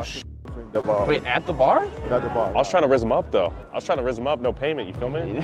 trying to use that American rizz. Guy, you know what I mean? This guy. I'll be like konnichiwa, kawaii. You know what I'm saying? I'll be like konnichiwa. Yeah, I get women. That's my job. I'm like, yeah. Are you pimping? I'm a pimp, brother. Oh, you pimping? Yeah. You pimping in Tokyo? I pimp in Tokyo. They like guys like this. Has he got big dick or what? No, not big dick. Okay. Relax, calm. Relax, calm. Okay, so they're 18 plus, right? 18, 19, 20, 21. You can inside here. Love hotel? It's also worth mentioning that like drinking age, I believe in Japan is 21. So if he's drinking if these are 18-year-old women and they're drinking alcohol, then that is illegal.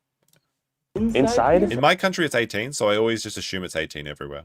They have a VIP, they have everything. They have like a private room or something? Yeah, private. And it quickly became clear that these touts weren't just promoting drinks. No, they were pimping women, selling a penetrative VIP experience, which is illegal in Japan. If you want to see the full uncensored infiltration of these adult clubs. This is the patented Tyler Oliveira double ad. But you got the Patreon. I feel like this is not going to be that interesting though, because it sounds like they just go around the club and they just see some women and they have a bit of low angles, like with their film.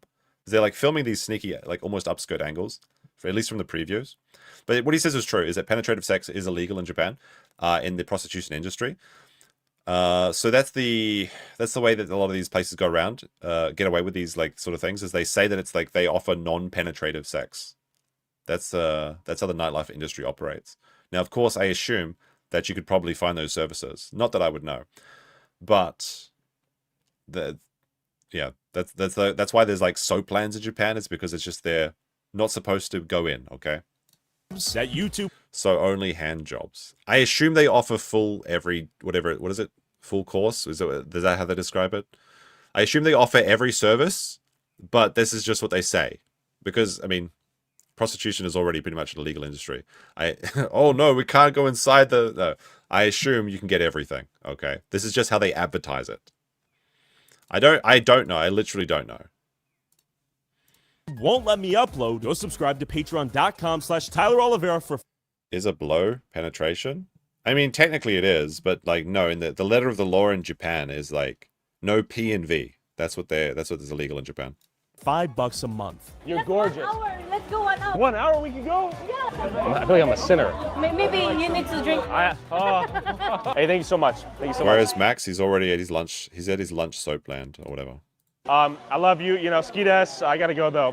Be safe, okay? Yes. Yeah. You need to wait a little bit. Well, we got up to leave after not buying the VIP package. The girl said we had to wait to say goodbye to the pimp who brought us here. I gotta go. I'm gonna make a mistake. She said you wait a little bit. That's okay. That's okay. Thank you, though. I gotta go before I make a mistake. You know what I mean? These women were suspiciously insistent on extracting my swimmers. Frank will come to say thank you to you. That's okay. This is pretty sus. Like, imagine going to a bar and you can't leave until the pimp that brought you there came to say hello. That's a weird shit. Yeah, thank you. I have to. I appreciate you. Thank you so much. I don't know. Is it the poop hole loophole? I suppose that's fine.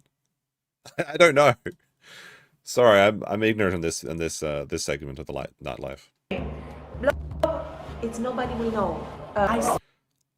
What is this? Is this some Russian chick? Who is this, like, thick? Not in the good way either. She's like very, very rotund Russian woman. Yeah. She's lap dance. You will never experience. Just let me think. Okay, all right. She's the madam. Oh man, it was it's amazing. Is this a blackmail spot? It seems like it would be, right? I think what they're trying to do is keep you past the time, because like they have their prices advertised here. So if it says like it says on the wall here like 8 o'clock to like 10 p.m. 6,000 yen for 1 hour. So I assume the trick here is they try and keep you past the 1 hour, and then like the second hour is worth like 3 times the price or something. I think that's what they're doing. Why did the? I mean, they're obviously trying to get him to, you know, get prostitution services, which will probably cost, I want to say like 40,000 yen, is what people say. Japanese authorities allow that's like $300. Underground brothels operated by the same African thugs beating people on the streets to exist. That guy's a professional pimp. He said he goes to the universities, and he actually told me when you were in the bathroom that was doing this in LA previously. He goes around to colleges, campuses, talks to girls. How are you feeling after those drinks? Why were they... The audacity you have to walk onto a college campus and then just start chatting up the chicks. That's like some creep ass shit. Like, I guess they're all adults, so that's fine, but like, I remember after I graduated my university, I felt weird walking through the grounds. Like, even when I was just like 25 or 26, I was like, I was here a couple of years ago, but this feels weird. Like, feels like I'm trespassing almost. I don't know, maybe that's just me. But like, to walk onto a foreign university, you know what actually happened is like, I'm like very conscious about that sort of stuff. Like, I try and you know, set a good example. And apparently there's a thing in Japan right now where foreign residents are trying to set a really good example because we don't want to be confused with tourists or sort of thing. But I remember that my girlfriend, she went to a university in Kyoto, and it's a women's university. And she loves going to Kyoto. Every week she's like, let's go to Kyoto, let's go to Kyoto, let's go to... I'm like, okay, whatever. I'm not really a big fan of Kyoto. I mean, Kyoto's great. I love Kyoto, but I've seen everything in Kyoto. I don't want to go back to Kyoto. But like one day we were walking around the area and she's like, oh, look, it's my old university. Let's go take a look. I'm like, I don't really want to see it. But she dragged me onto the campus. She dragged me onto the campus to show me around, to show me all the old places and stuff. And then she was like, I'm going to go to the bathroom. And I was like, oh, here we go. Here we fucking go. So she goes to the bathroom. I'm alone for like 5 minutes. So I'm just this single foreign dude alone in the middle of a women's only university. And I'm just like, I just know some shit's going to happen. And like, yeah, lo and behold, 2 minutes after she leaves, the security guard walks up and like, what the fuck are you doing here? And I'm like, I didn't want to be here. I didn't want to be here. She tricked me. And then like I had to wait till she came back. And then then the security was like, all right, you can take a look around. You know, it was fine ultimately, but it was just like, it was so awkward. And I knew that was going to happen. The second we crossed into university, I was like, oh, here we go. Here we fucking, I know something's going to happen. Are you feeling different than usual? I would say there's heightened adrenaline and stress right now because I was filming the whole time. I'm sure you didn't catch it on your phone, but there were... This is, by the way, now that they've specifically come here at least, this has to be like 3 or 4 a.m. Like this is like the main street that leads up to the train station. There's nobody here. I've actually never seen it this empty myself because I go to bed about, you know, if I'm in Tokyo, maybe 2 a.m. or something. A couple different foreign guys going back into the back room with them. I think I heard some... For sure. There you go, there's a couple people. And there were bars all over Kawaguchiko with an African hustler that seemed to run the show and somehow always had access to alcohol and women. Oh, pole dance. We were going to go to the club. Oh, wait, we're gonna go club. And despite the aggressive and sometimes violent techniques of these touts, some of these clubs appeared to be legit bars, seemingly with the sole purpose of getting you drunk enough to upsell you to one of their brothels.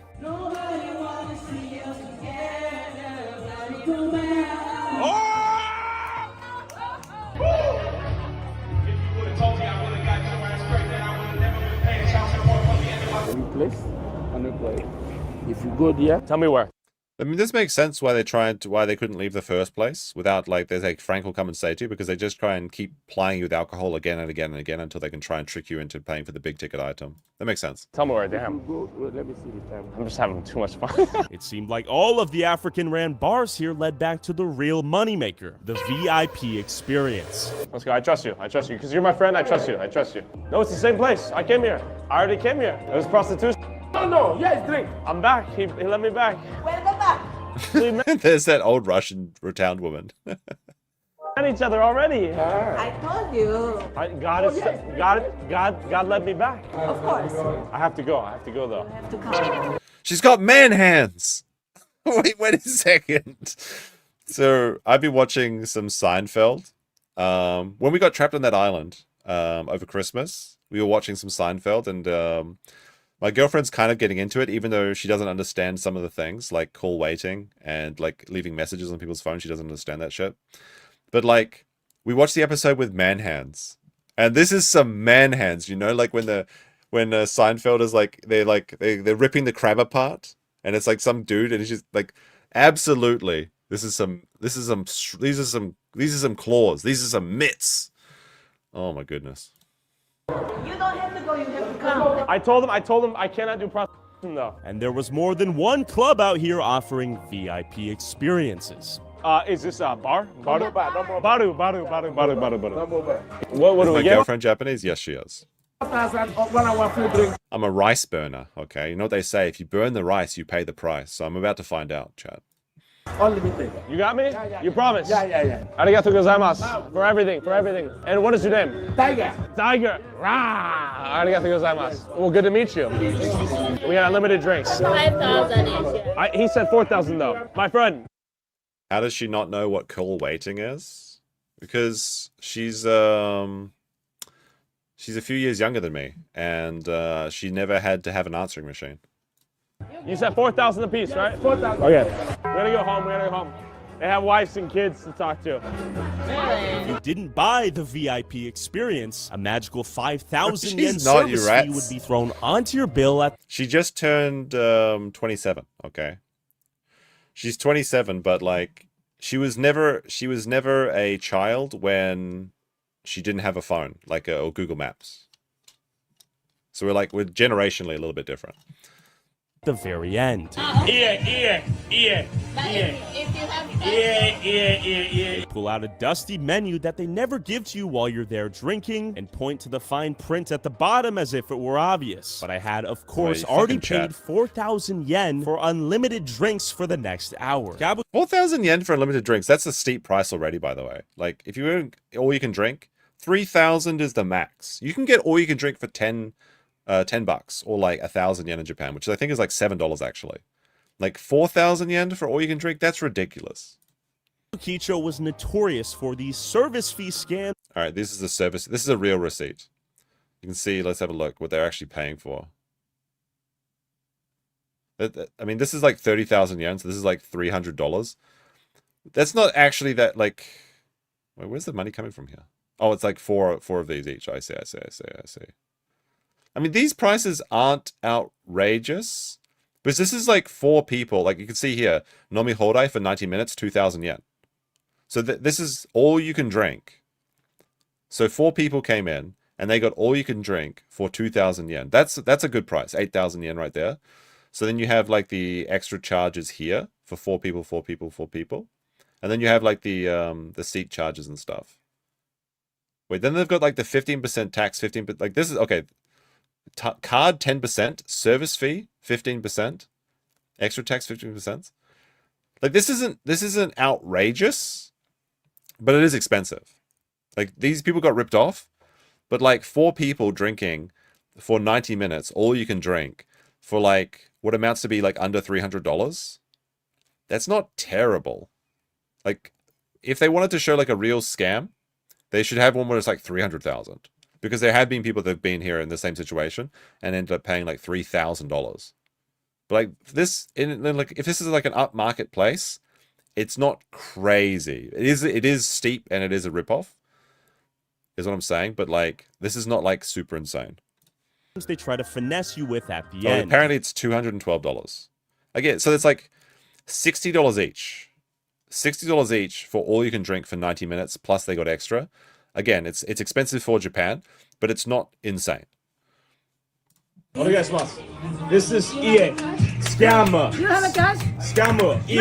EA. Scammer. I mean, this is absolutely a scam restaurant though, but that wasn't his receipt. No scam. Scammer. No scam. Scammer. No. Scammer. EA. They never showed me this stuff. My girlfriend is boomer maxing. She's a grave robber. That's what I'll say. What? What? 41 plus 7. What? I'm not 41. What are you guys talking about? I'm still in my 30s. Principally, EA. I'm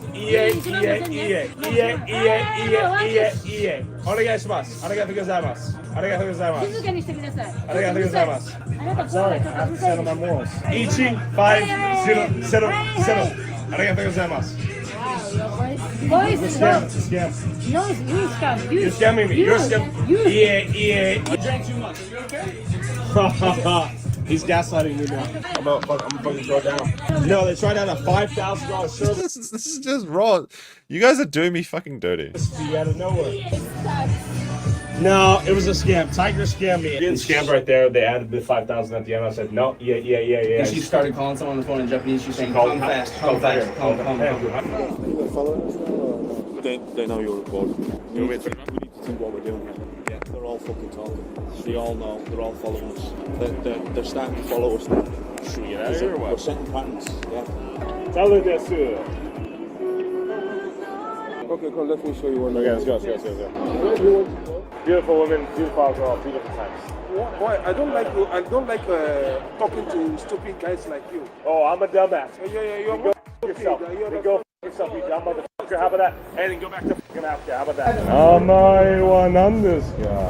far? How are you? Come, let's go. Bishop.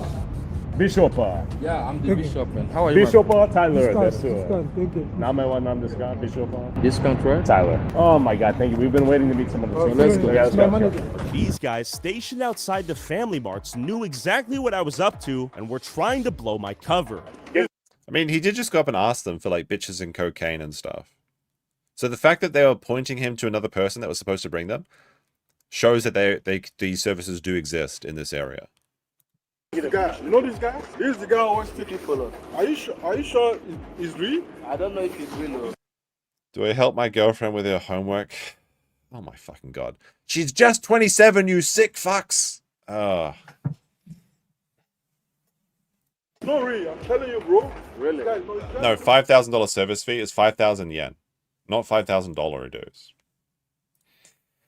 Somebody, you Facebook on this social media. This is the guy. All right, sir. Is there any problem? Unc needs to get a apartment set before I beat his ass myself because I don't like to disrespect him. I really have a good time. They were following us. We're all compromised now. They were all starting to, congregate in bigger groups on the corners. I underestimated how much prostitution was out here. So everything's a bar becomes a brothel. Yeah, it's one snap of a finger. So I think isn't the prostitution industry in Japan is like massive. The adult industry in general is massive. Like I've heard there's like a crazy statistic that people say that like it's something like 3 or 4% of all Japanese women have been in the adult industry in some form or another. Now I'm not sure what they include in that. Whenever I heard that, I thought they meant like the AV, like the adult videos, but it could just be like bar girls and things like that. That is really high. Yeah, they've obviously worked out what we're trying to do, and clearly we've worked out what they do.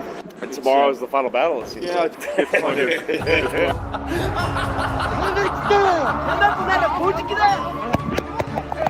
We left Kawaguchiko and came back the next night to see if Yasuke the samurai was still harassing drunk tourists.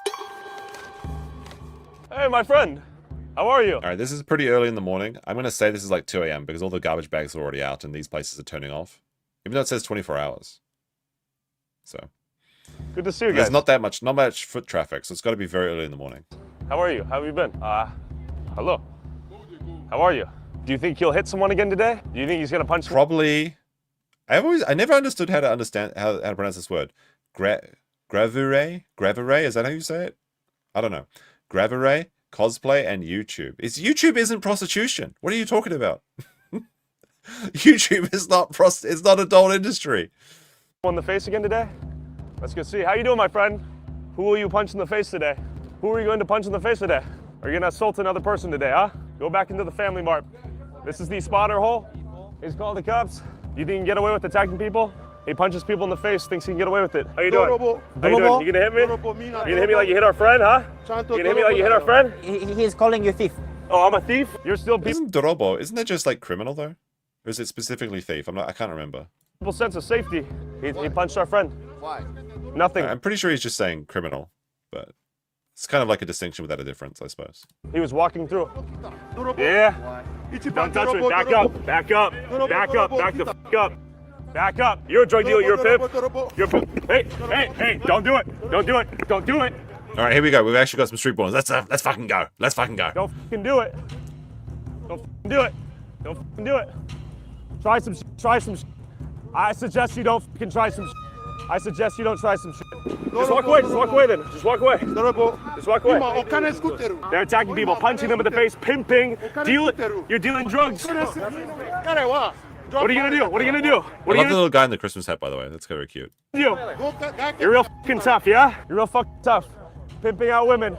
Look, it's our friend. It's our friend. The content spray's coming out. Okay. Yeah. I mean, they've actually made a pretty smart move here. They've kind of retreated out of the alleyways towards the main street. So then we're kind of like right out front of this. Oh, wait, sorry, we're back in. I have to go back up this way. So this is the alleyway we can go take a piss. If you come up here, this is the filthiest public toilets, but it's the only place to take a piss sometimes. So everybody's been here. But if we go back up this way, oops, I need to go back one. Go back this way. There we go. Oh, look, they've got the nice what, ginkgo trees, I think you call them, icho trees in Japanese. So they're actually like right over here. The main road, where is there, right here, by the Don Quixote. There we go. The Donkey. Which has the best theme song of all the Japanese shops. He attacked. He punched our friend. He punched our friend in the face. And then this innocent tourist trying to enjoy a drink in Kawaguchiko got caught in the He's double fisting too. He's got 2 strong zeros. This guy's gonna get like absolutely... Wait, no, he's got like... Hold on, trying to enjoy a drink. All right, so he's got like the Kirin Kawaguchiko and then got the strong. caught in the crossfire. So he's mixing beer and strong zero. That's a deadly mix. All right.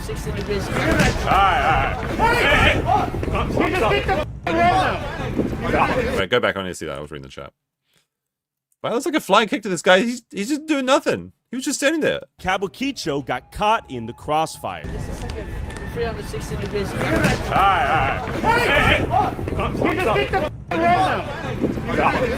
Hey, stop. Stop. All right, call it there. Call it there.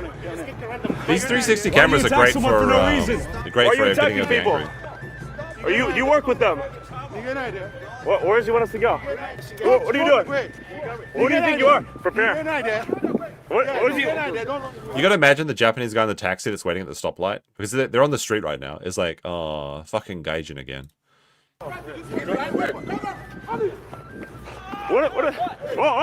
This is the middle of the road. This taxi's like, not to this shit again. Oh, we're thieves. You're the thief. You're a fucking criminal attacking people. What are you doing? Okay, bye-bye. Go f yourself. Go back home to Africa. F you. Game over. Let's go. Yeah, let's go. Let's go. Let's go. Let's move it. Let's move it. Let's go. Move. We're gonna chase. While the streets of Kawaguchiko are infested with a gang of Africans pimping, robbing, drugging, and beating anyone they want, while the Japanese government does nothing about it, Japan is still one of the safest and most... This is like, I wonder if they edited this like a while ago because that's like... While the Japanese government does nothing... This is like the old prime minister, right? Ishibe? He's not even the prime minister anymore. It's now their chick, Sanai. thing about it, Whatever her name Japan is. is still one of the safest and most ethnically homogenous countries in the world. But some Japanese patriots are worried that their time. All right, wait a second now. Okay, so this Japanese patriots. So like one of the guys that they had on the second night was a guy called Ken Kenobi, and he kind of just does like he does a lot of like rage bait content, but I'm not sure how I feel about him. Maybe he's just doing those things. It's fine. This guy here, this is Kawaguchiko. He is an absolute. He's a dickhead, but he's very funny. Okay, this is the Japan Joker candidate. That's why you see like the Joker thing on this phone here. So this guy, he used to be for the NHK party, which is like a joke party in Japan, and he dressed up as the Joker, and he was just like every Japanese politician is allowed like 5 minutes of set like set time on like this newscast or whatever. He just did a laughing, like he's just like dressed up in Joker paint, rolling around the table laughing while the sign interpreted language lady is just like losing her shirt. He is just like, he's just a troll essentially. He's not a real candidate. Like saying he's a patriot, he has now gotten onto the Japan First grift. I would not call him a patriot. He's just like a jokester. Now I don't hate him because he is very, very funny. Like the Joker stuff is hilarious, but like the funniest thing that he does is he trolls the mayor of Japan, the mayor of Tokyo, Koike. She went to like a university in like Egypt, and there was some drama about whether or not she actually has a degree, like a real degree. And he actually has a degree from Kyoto University, which is a very good university. And he was like showing his degree and trolling her a lot. So he's very funny, but to call him a patriot, he's just a grift. He's essentially just a funny grifter.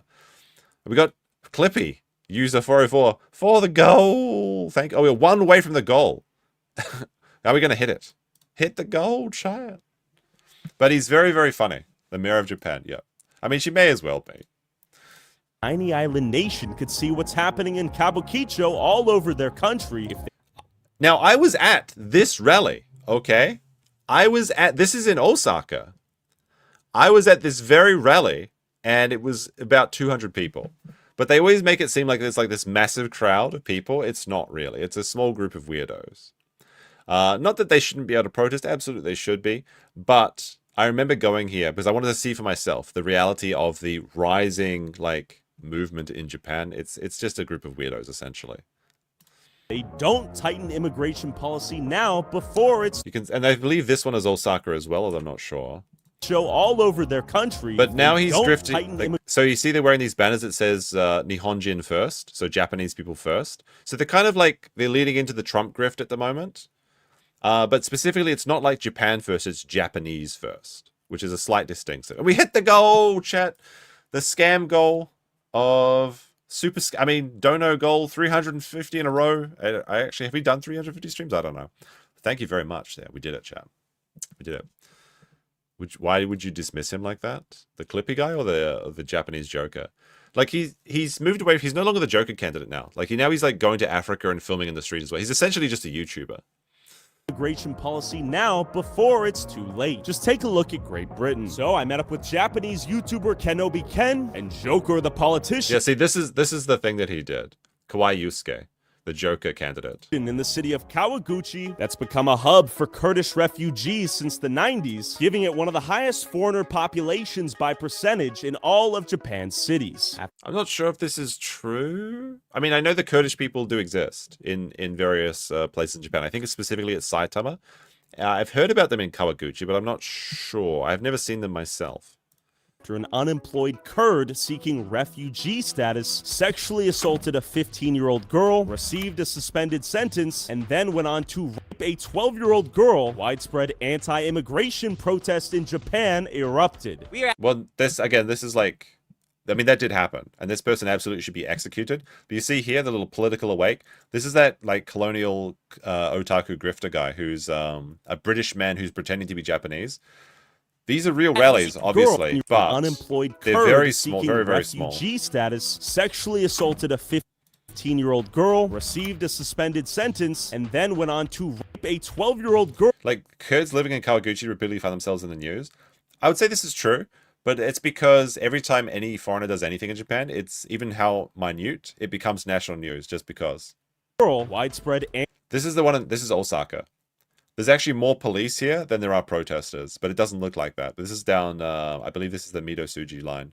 well, street, because you can see all the like the illuminations and things like that. This was a tiny rally. When they say erupted, they're an incredibly small group of weirdos. Anti-immigration protest in Japan. Kawaguchi is Saitama Prefecture? What the fuck? Wait, what are you talking? Kawaguchi is surely it's Yamanashi. What are you talking about? Japan erupted. We are at Nishikawaguchi. Nishikawa. Wait, all right. Let me have a look. Is there another? Maybe I'm confusing this with the Kawaguchiko. Nishikawaguchi. All right. Wait a second. Maybe I'm wrong here. Because I was thinking this is around Kawaguchiko. Oh no. Oh, okay. All right. So yeah, this is just Saitama. Okay, that makes sense. Okay, that makes sense. Thanks for the clarification, Max. I've never been here myself. Where the Kurds are occupying the city. What is this right here? これは日本人ファースト、すなわち外国人よりも日本人の方をまず幸せにしましょうという政策を訴えています。で、私はいわゆる保守、要するに伝統が大事、トラディショナルが大事。Tell me about the current state of immigration here in Japan.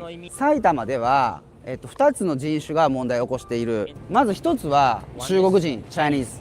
So this is actually how you know it's a real Japanese person. If they put Chinese as the biggest problem first, then they're almost certainly a real Japanese commentator online.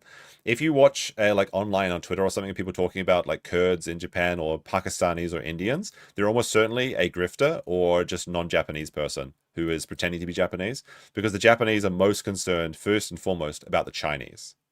Everything is Chinese problem. Like it was kind of crazy. Like over New Year's Eve, they have something called like Hatsumode, which is when you go to the first shrine, because Japanese people will typically visit a shrine at least once a year. And they have to do it in like the first part of the year, sort of thing. It's like going to church on Christmas, essentially, for Japan. There was like a torii gate, and there was a Japanese person hanging from the torii gate, swinging on the things, and somebody filmed this. There was not a foreigner in sight, and they actually put English text on this video, and it said like, "Not a gaijin in sight. How will Japanese blame this on foreigners?" And then an actual Japanese person saw the word gaijin, reposted this to Japanese Twitter and said, "Look what happens when you invite foreigners into your country." So every time they just see anyone, even if it's a Japanese person doing something wrong, they'll just blame it on Chinese automatically. Like a lot of the people that are saying like Chinese are going to Nara and harassing the deer, they're almost exclusively Japanese people that are just, Japanese people can do no wrong. And it's always Chinese people, because there's really no way to tell the difference if they're wearing the same clothes.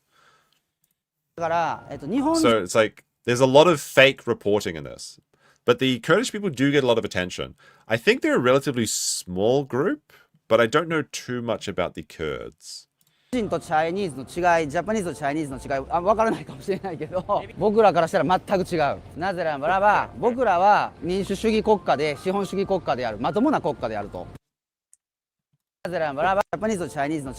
中国人、チャイニーズ。だから、日本人とチャイニーズの違い、ジャパニーズとチャイニーズの違い、分からないかもしれないけど、僕らからしたら全く違う。なぜならば、僕らは民主主義国家で、資本主義国家である。まとも。Will the chat indulge me for just a second?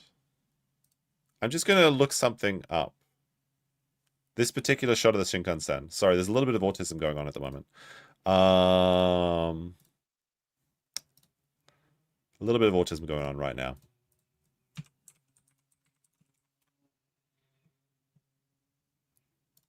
So just talk among yourselves, or like, I'm just trying to find something. Because this shot looks very, very familiar. And I mean, but the thing is, this is such a common shot that almost everyone in Japan has taken this shot. However, I just want to see one thing. Because it might be one of my shots. I'm not sure. Oh wait, I think it's similar, but it's different actually. Okay. I mean, it's very easy to replicate the shot. It's not like some magic thing, but like, it just so happens that I do have a lot of shots of this train, so I'm kind of curious if I can find a matching one. I'm just looking through my archives off stream at the moment to see if it matches up to this, like the number 2. That would be very funny. Although I assume that Tyler would have just shot this himself since he was in Japan, because everyone wants to get a nice little shot of the Shinkansen. Actually, I don't think this one is one of mine. It's very, very close, though. Wait, when's the one that I shot for Cringe Van? Because I think I use this exact... I don't know, is it? It could be. We'll do this. We'll come back to this. We'll come back to this after this stream. He's autistic. It's not that I like trains. It just looks like when I go to the. Let me just check off the cringe man video. It almost looks like the same shot. It's just that the lighting, the thing. It's all very very. Let's see. Let me just see if this is because when Maxa shows up in the cringe van video, it almost looks like this exact. It's just so very very very very similar. I just want to make sure because that would be very very funny if it turns out that Max was also in this video. All right, I found it. I found the one. All right, so we're in Osaka. Is it? I think it's different. I think it's different, but it almost maybe. Is this the one that I'm looking at? I zoomed in though. I zoomed in, so I think the train is different in the background there. It could be. I don't know. Anyway, well, sorry, we'll continue. All right, let's go back. Sorry, I got. It's not? Okay. I'll assume it isn't. But this is, I mean, I do have a lot of shots like this. Yeah, I know they're in the same shot, but you can actually line things up and find out. All right, so anyway. 僕ら日本人は中国人が増えすぎることで侵略されるんじゃないかって恐れてる人たちもいる。中国マフィア、チャイニーズマフィアがここにはいて、Chinese mafia here. で、非常に治安が悪くなってる。けどもう一個の駅はクルド人、有名な。クルド人が多くて、そこで悪さをしてる。隣の駅は。ここは中国で、向こうはクルド人だった。クルド人はトルコとかイランにいる国を持たない民族なんですが、その彼らが難民だと嘘をついて日本にたくさん来ている。そしてそこ Causing riots. I don't think the Kurds cause riots. That's an exaggeration. How many Kurds in Japan though? I'm kind of curious about that. How many Kurds in Japan? Apparently it's only 2,000 to 3,000 people. I mean, if 2,000 to 3,000 people are causing such an issue that it is like Japanese news, that is an issue though. I'm not saying that they're not doing these things. It's like a tiny group localized to this one area of Kawaguchi, I guess, in Saitama. ここでいろんな暴動を起こしたりとか問題を起こしている。まだこういうような店も日本と同じようにあなたたちからしたら見えるかもしれないけど、俺らからしたら全然違う。中国の怪しい店がたくさんある。あそこのマンションで中国人が爆破事件を起こした。もう日本でありえないそんなこと。When he said like these sort of statements, like while I do agree that illegals should be kicked out and we should deport the Nigerians and the Kurds may be an issue, like saying like a Chinese person let off a bomb in their apartment, this would never happen in Japan is just completely false. Because people there's the sarin gas attacks in Tokyo and other various terrorist attacks. Like this kind of like Japan self-glazing that only foreigners commit crimes is really annoying and frustrating because it just is not true. And it happens all the time. 世界一平和な日本でそんなこと聞いたことがない。この辺の店なんかもこれは日本の店じゃない。香港とか Yes, despite being 2,000 to 3,000 people. That communistic country, the Vietnam, that color red means communist. You see a lot of the. But wait now. See, this is the kind of bullshit that makes it hard for me to take these people seriously. That communistic country, the Vietnam, that color red means communist. You see. So you have a Vietnamese flag at a Vietnamese restaurant. This is the kind of bullshit that makes these like. There may be some very real concerns, and this is like the beginning part of this video I thought was very, very good. This part, I'm starting to have my questions. Like if you go to a Mexican restaurant, there's going to be a Mexican flag. If you go to a Japanese restaurant, there's going to be a Japanese flag. Like if you go down, like in parts of Osaka, there's like this too. There's like a lot of Vietnamese restaurants and they all have a Vietnamese flag because it's a Vietnamese fucking restaurant. It's like, oh my goodness, they're important. No, it's a fucking restaurant. Like you can't be serious. You can't be serious on these sort of claims are ridiculous. And I feel like when you make these ridiculous claims, it takes a lot of substance away from the real claims and the real problems. A lot of those communistic flags around. See, look, it's just a lot of these communist flags are all. It's a restaurant. Are you joking? Here. This reminds me of that. Like there was like a Greek restaurant in America. Was it Greek or Argentinian? I don't know. But then like that woman thought it was like the Israeli flag and she went and harassed the owner. It's kind of like that nonsense. そうそうそう、もっと日本のアイデンティティを示すべきなのに、外国人ばっかりが中国やベトナムのアイデンティティを示して、日本人の方がこう肩身の狭い思いをしていることがおかしいという主張をしています。Okay, Chinese panda. Not Japanese panda. No, no you guys don't panda. have pandas. No panda in Japan. Okay. で、彼が今埼玉県の知事で、彼が Who is this? What is this? Ono Motohiro? I don't know who this is. He's the liberal left since he became the governor. Okay. 知事になって You've also got your relaxation massage place right here. もう外国人が急増して So いる。 again, that kind of just shows you that you're in like a bad street. 彼はリベラル、左。だから彼のせいで外国人が増えた。だから私のような保守の政治家、コンサバティブの政治家が彼に勝った。 And while we were walking, I stumbled upon these Bangladeshi fellas chilling in the parking lot. So, do you work here or do you study here? 学生もいるし、私も学生として来たんだけど、今は自分のお店作ったんで、そうなるほど。そうそう。お兄さんどうですか？日本語大丈夫です。全然2年ぐらいでも全然わかります？私今学生終わったら就職しましたですロスンで。何年ですか日本来て？11年です。11年 And what is the biggest difference between Bangladesh and Japan? これが安全な国です。バングラデシュよりが日本がちょっと安全な国です。Do you sash is a thing in Japan? Not really. I mean, this is just unless you're trying to get attention, like maybe a politician will wear a sash at a rally. Like walking around in a sash is very strange. Specifically, he's walking around with this to get attention and to be provocative because it's just a big sash that says Japanese first. Welcomed here as a foreigner, and it's not even like saying America first. Like that's kind of like the parallel here, but it's not. Like if you're wearing a sash that said America first, that's different. But if you're walking around with a sash that said white people first, that's what it would be like, the equivalent here. And then a lot of people say based because of that. But this is kind of a very provocative thing to be walking around wearing. And like I definitely think that Japan should be for Japanese people, absolutely. But this, like the policies that these kind of new like right-wing the grift groups essentially, because they basically have no influential power whatsoever. They just they look like they're more powerful than they are on social media. Very based. There you go. There you go. It excludes a lot of like very Japanese people, like people of Japanese descent, returning Japanese people that lived in other countries, things like that.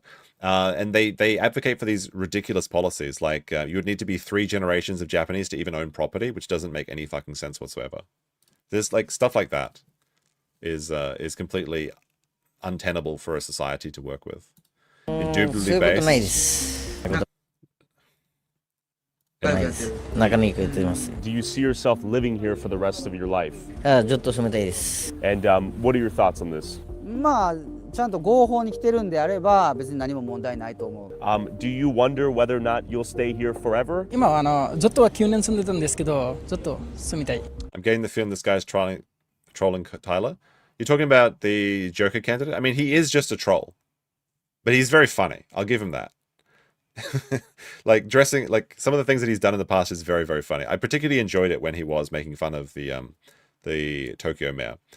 But I'm not sure if they're trolling Tyler, but I feel like the Ken Kenobi guy is being a little bit disingenuous with some of his things, which I'll bring up in a second. And what is the number one reason you left Bangladesh? 日本の頃は前は私の友達も日本に住んでて、私も思って友達と一緒に日本に行って。勉強して、あとは日本の勉強システムもいいだから、あとは経済とか、あとは安全な国だから。Is it easy being Muslim here in Japan? So very difficult. In what ways? Food. Food? Are you happy he's here? On a personal level, I would say I'm not happy at all. I don't want it. The reason why they be nice is because they're minority here. When they become big in number, I know they're gonna become a little aggressive. Their country's being really aggressive and dirty, and girls have been raped. Well, if you bring those people into my country, it's gonna happen the same thing. So I would say no. I don't want any migrants from a third world, especially. It's hard. He is saying very base things. It's very amusing things, very funny things, but like. Well, Muslim country. Do you want more Muslims in Japan? No, まさか。Why? I mean, neither do I, by the way. I don't want more Muslims in Japan. 文化があまりにも違いすぎる。で、そのハラル食もそうだし、あとモスク。And when they're talking about like how things are very difficult for Japanese,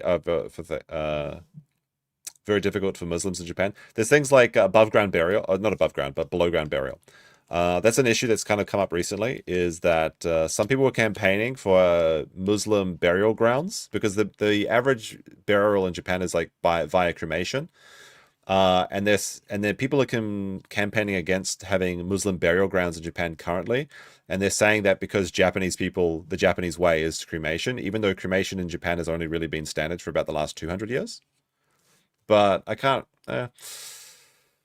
It is what it is. 最近増えてきている。そして隣の町、私は戸田にいるんですが、モスクが一つあって、お祈りする日になったらブワーッとイスラム教徒が来て環境を荒らしてくるのを日本人は嫌がっているし、とにかく環境が違いすぎることに違和感を感じている。でもだってイスラムが世界的に見ても一番危険な民族だと思っているし、世界的に見て一番戦争も起こしているし、そんな人たちが大量に入ってきたら、せっかくこの島国で。No, I kind of agree. Like, again, I kind of agree with some of the things they're saying. Like, if a large group of Muslims did come into Japan, I do think that they would try and use their political power to change Japan. However, the fact is that a large group of Muslims isn't coming into Japan. 一番東に極東の島国で最高の環境。 Isn't there like no room for cemeteries? No, not the case. I mean, you can buy private land in Japan. They could just build them there. The people campaigning, I think they're like, they want to have like a cemeteries inside the city. There's no room there. I think realistically, if you buy the land, you should be allowed to use it for whatever you want, really. Now, if they want the government to give them land for free, like fuck that. No, they should have to buy it privately. Is what I would say. 僕たちの祖先が作ってくださったのに、それが崩されるということにみんな怒っている。The Bangladeshi guys, did they speak good Japanese or no? Their Japanese, after 11 years, very bad. I studied English for like 4 years. Your English is... Well, like, this is why Ken, I think, is being a little bit disingenuous here. Their Japanese is fine. They have really heavy accent. Like, they sound like... If you were, like, the way they were speaking Japanese is the same as I was speaking English, like, hello, sir, welcome to the shop. We are buying you nice things. Like, it's like that. Like, but the purpose of language is to be able to understand. And if they were communicating with no problem, there was no breakdown in communication. They understand each other perfectly. That's fine. It is accented, yes. But, like, saying it's, like, a children's level or something, no, that's silly. Quite good. They barely speak Japanese. Where are you guys from? I'm from Bangladesh. How long have you been here? It's almost 11 years. Why did you come here? First I came here for a student, then now I doing job. What do you work? Actually, I did see Ken when I went to one of the protests. He was interviewing people. He was interviewing the leftists that were there, and I had a bit of a chuckle actually. Yes. I work as a IT specialist. And what do you work as? I'm student now. What are you studying? A Japanese language. Is it legal for Japanese politician parties to receive donations from foreigners? My next big paycheck might come in. I actually don't know the answer to this question. I would assume the answer is it is illegal. It is illegal. You can give your money to me and I can pass it along for you. How about that? Just trust me, bro. It definitely won't go to buying more ingredients for my jambalaya that I'm making. Very See fine. him in Facebook and You know who he is? yes. 知ってますよ。あ、そう。結構。 Do you agree with the idea of Japanese first? 俺のこと嫌いでしょ？そんなことない？ You don't like me either. なんて言うんですかSee, like this sort of like language, like you hate me, right? It's kind of like they're looking for interactions that are going to go viral, which I find it very disingenuous. It is entertaining, I will say, but like going up to someone and saying like, hey, you hate me, right? And you're wearing a sash that says Japanese people first. You're clearly trying to bait someone into getting a reaction so you can get more attention. That's why these guys are just like professional trolls. They're not like serious people. 自分の国だから自分でなんか好きなようにルール作って自分でなんかなんていうかハッピーなんか幸せになれるように何でもやってもいいですけど。And what do you like more, Bangladesh or Japan? Every people they love their motherland. I think Japan is my second country. That's why I love both Japan and Bangladesh. You said that Japan gives you a lot of opportunities. Yes. What do you give to Japan? I give Japan my brain, my knowledge and my strength and my honesty. If you had to live in one place, where would you live? Obviously Bangladesh. It's coming here for the study. You don't think you'll stay much longer? No, I don't stay long here. The study and after I want to back to my country. What is some advice you'd give to an immigrant that comes to Japan? I want to see every people please obey the Japanese rule, stay happy and work hard and do something for yourself, for your country and also Japan. There's one question I ask. Bangladesh grooming gang problem in UK. They've been raping. You can tell this guy's such a fucking troll. Let's see. Max says there are only 2 synagogues in Japan. Is that true? I remember there was a Jewish place of worship in Shiga. Maybe it wasn't officially a synagogue. It was just like a room that they rented out or something. Tokyo and Kobe. On the other hand, there are 160 mosques in Japan. So what is that like? There's 50 prefectures in Japan, right? So that would be like 3 per prefecture. So it's like 3 mosques per state, to put into context for people. Selling drugs, you know, there's... I'm going to go back. Because this is kind of like the model immigrant. He's like, this is Japan, it's your country, you can do whatever you want. I'm just studying here, I'm going to go back to my country. Please, everyone follow the rules. And this guy's like, yeah, but in Bangladesh, they have rape. Tell me about the rape in your country. This is a little bit, I feel like you should be fair to people. Treat them how they treat you. Are there some bad immigrants? Yes, absolutely. But this guy's like the nicest guy they could have found. And he's like, but what about the rape in your country? Grooming gang problem in UK. They've been raping, selling drugs. You know, there's too many problems in UK. When we see the problems there, how can we trust that? Something might happen in Japan too. they are this environment. I think maybe Pakistan, India, and I think in UK environment they did there. But in Japan, we Bangladeshi people nothing do. Do you think most Japanese knew the extent of the immigration here? No. Until he does. But what do you mean the extent of the immigration here? You're talking about a group of 2,000 people in a country of 120 million people. His work is extremely important in highlighting. Yes, what he's doing is like great job. He's not, by the way. He has no political power. It's almost exclusively smoke and mirrors over social media. They try and make themselves look like they're the rising tide. I went there. That's why I have this clicker. And I went to count myself. And in a city of Osaka, 12 million people, 200 people showed up. So we interview them. They do have some cuties though that go to their rallies. There was one rally cutie that I saw, and I wish that I could change her. If I didn't already have a girlfriend, I think I could save her. Hi. Konnichiwa. Hold on. Let me show you what I'm talking about. It's just kind of funny. Because I think I can find this photo really quickly. I've had some strange people messaging me recently on Twitter. I just don't want to expose my DMs. A couple of weirdos from the past showed up again and were like, hey buddy, what's going on? Where were they? Where was this one? Let me see. Wait, where'd the message? Oh, there it is. Okay. I'll show you the protest Chan. All right. Okay. Here it is. So when I went to the protest in Osaka, this chick here, I want to change her. Like she's walking around with this silk shirt. She's got a little purple umbrella. If I didn't have a girlfriend, I could have cured racism, is what I'm saying. Although the funny thing is, I guess I'm doing right now exactly what people complain immigrants do. It's like, my dick. It's the my dick argument. Anyway, I thought she was cute. That's almost certainly a man. Don't say that. I've seen her twice. I've seen Protest Chan at twice now.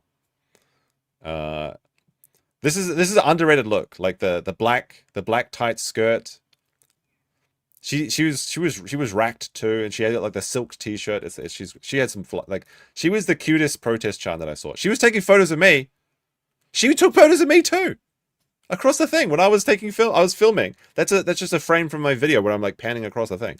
She took a picture of me. I want to see what this racist mummy's problem is, okay?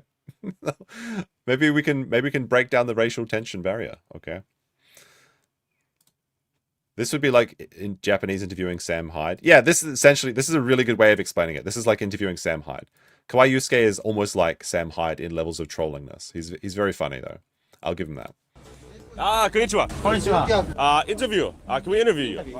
We're doing interviews. 今インタビューできますか？日本語は？日本語できます。僕らとインタビューしてくれませんか一瞬？日本語で。今タイミングはダメですね。タイミング悪い。社長に電話しないとダメですね。今インタビューできますか？ He doesn't fuck with us.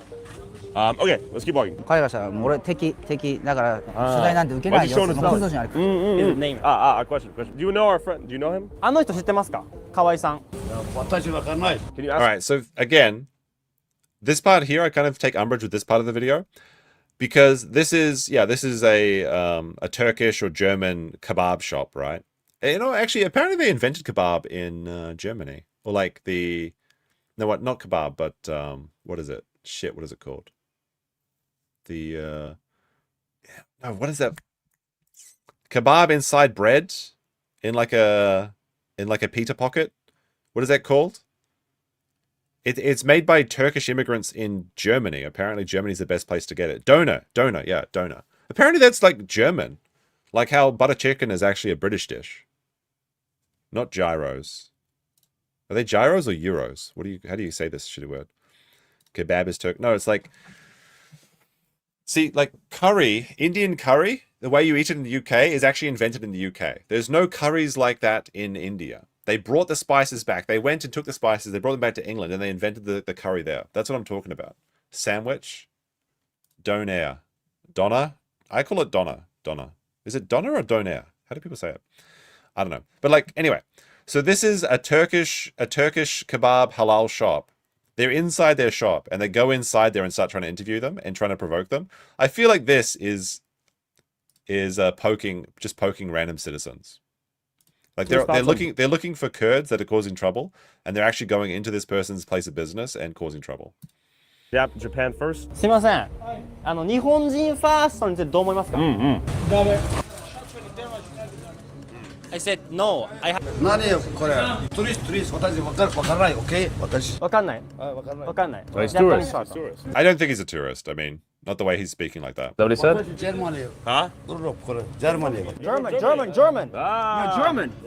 German, all right. Okay. Fuck. Okay. Let's go. Do you like Germany or Japan more? 私 Germany. Germany? 今のあそこの店がクルド人の有名な店で、 He's recording. Should we? で、この上にあるのそのクルド人教会っていうのが、だからここがもうそのクルド人のとこなの。Okay. Do you think they could kick your ass? Nah, bro. You don't know the kamikaze mentality of Japanese people. Ready to die. Think I care about my life? No. I'm honored to die for my country. I'm not gonna... I mean, Ken is pretty entertaining too. He is absolutely a troll. He's absolutely a provocateur, but he is funny. I'll give him that. For anything else, these guys are funny fucks. Fuck give my country to any foreigner. Goddamn. They come now. But like I think he primarily appeals to like English people. I did take a look at his YouTube channel, and like he's got some Japanese only content as well. I watched one of his videos where he's just talking about how he would never marry a woman that doesn't cook. Is this like a man that doesn't earn money? I can't disagree with that. 別に日本で別にインタビューしてます普通に。でも店の営業も営業妨害してるんじゃないよね。してないです別に僕してませんよ。失礼じゃないの？違いますよ別に。何しに来てんの？この人たちは何しに来てんの？別に僕は日本人で日本の街作ってるんですよ別に。この人たちは何しに来てんの？だから店の前にだから営業妨害するなって言って。してない。それだけやめろって言って。Don't touch it. Hey. No. Don't. Shut up, man. Touch Go me. home. You go home. You go home. He's my friend. Yeah, He's cool. my friend. だからここに何しに来たの？ Yeah, exactly. Hey, don't touch it. Don't. No. Hey, Fred. Exactly. This is my land. Why did you come here then? He's my guest. Hi. That's it. それで何？ We haven't entered your store. Oh, this is the guy that's getting handsy. Hitler? I dated a woman who couldn't cook with shit. How attractive was she? Das Boot. Hitler? Why are you touching the camera? Just go back inside then. Go back inside. Hitler? That shit doesn't work anymore. Like, you can't get angry at people filming you when you're filming them. And you've got like a posse with like, they've got their 4 security guards. They've got like 3 main guys. Then you've got their support crew. It's like 12 people showing up and going up to the bar and asking, like not breaking it, but walking into a place of business. Like, hey, what do you think about Japanese first? This is kind of a rude move. You come out here calling us Hitler. Taking this in abstract, obviously. Hitler family.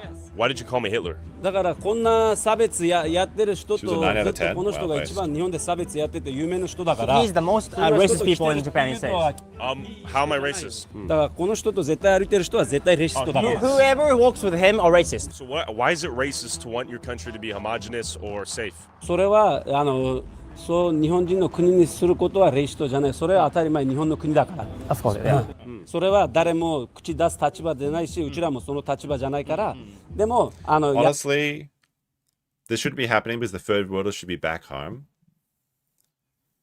Are you saying there should be 0 immigration in Japan, or 0 immigration in total around the world? I naturally can't agree with this statement because I myself am an immigrant in Japan currently. I mean, maybe I won't live in Japan forever, but as of this moment, I am an immigrant in Japan. So I can't argue for Japan having zero immigration. So what is the level of immigration that is allowed in Japan?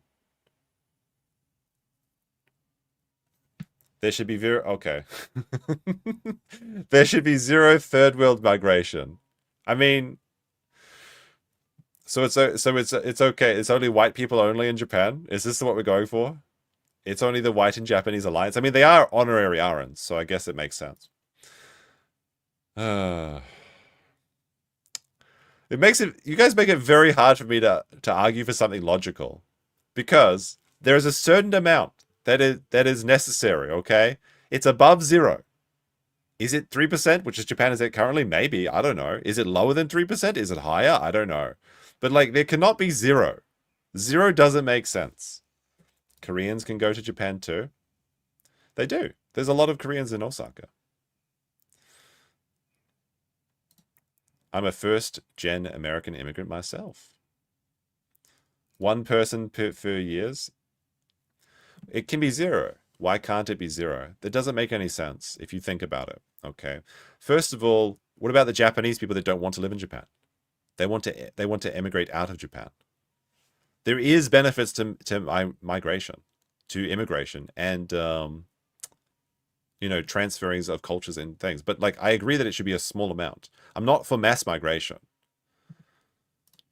But the Japanese economy would actually just be completely in the toilet if it was zero immigration. Japan's entire industry was revolutionized by America.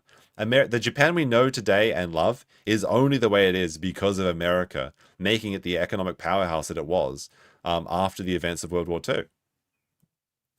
No people in, no people out. But it's just like a prison planet. What's the point? The immigration is such a small like, this is an issue. Wait, hold on a second. How can I describe this to the chat that make it make sense to them? Immigration is such a small issue in Japan because all of the foreigners that Japan complain about are tourists.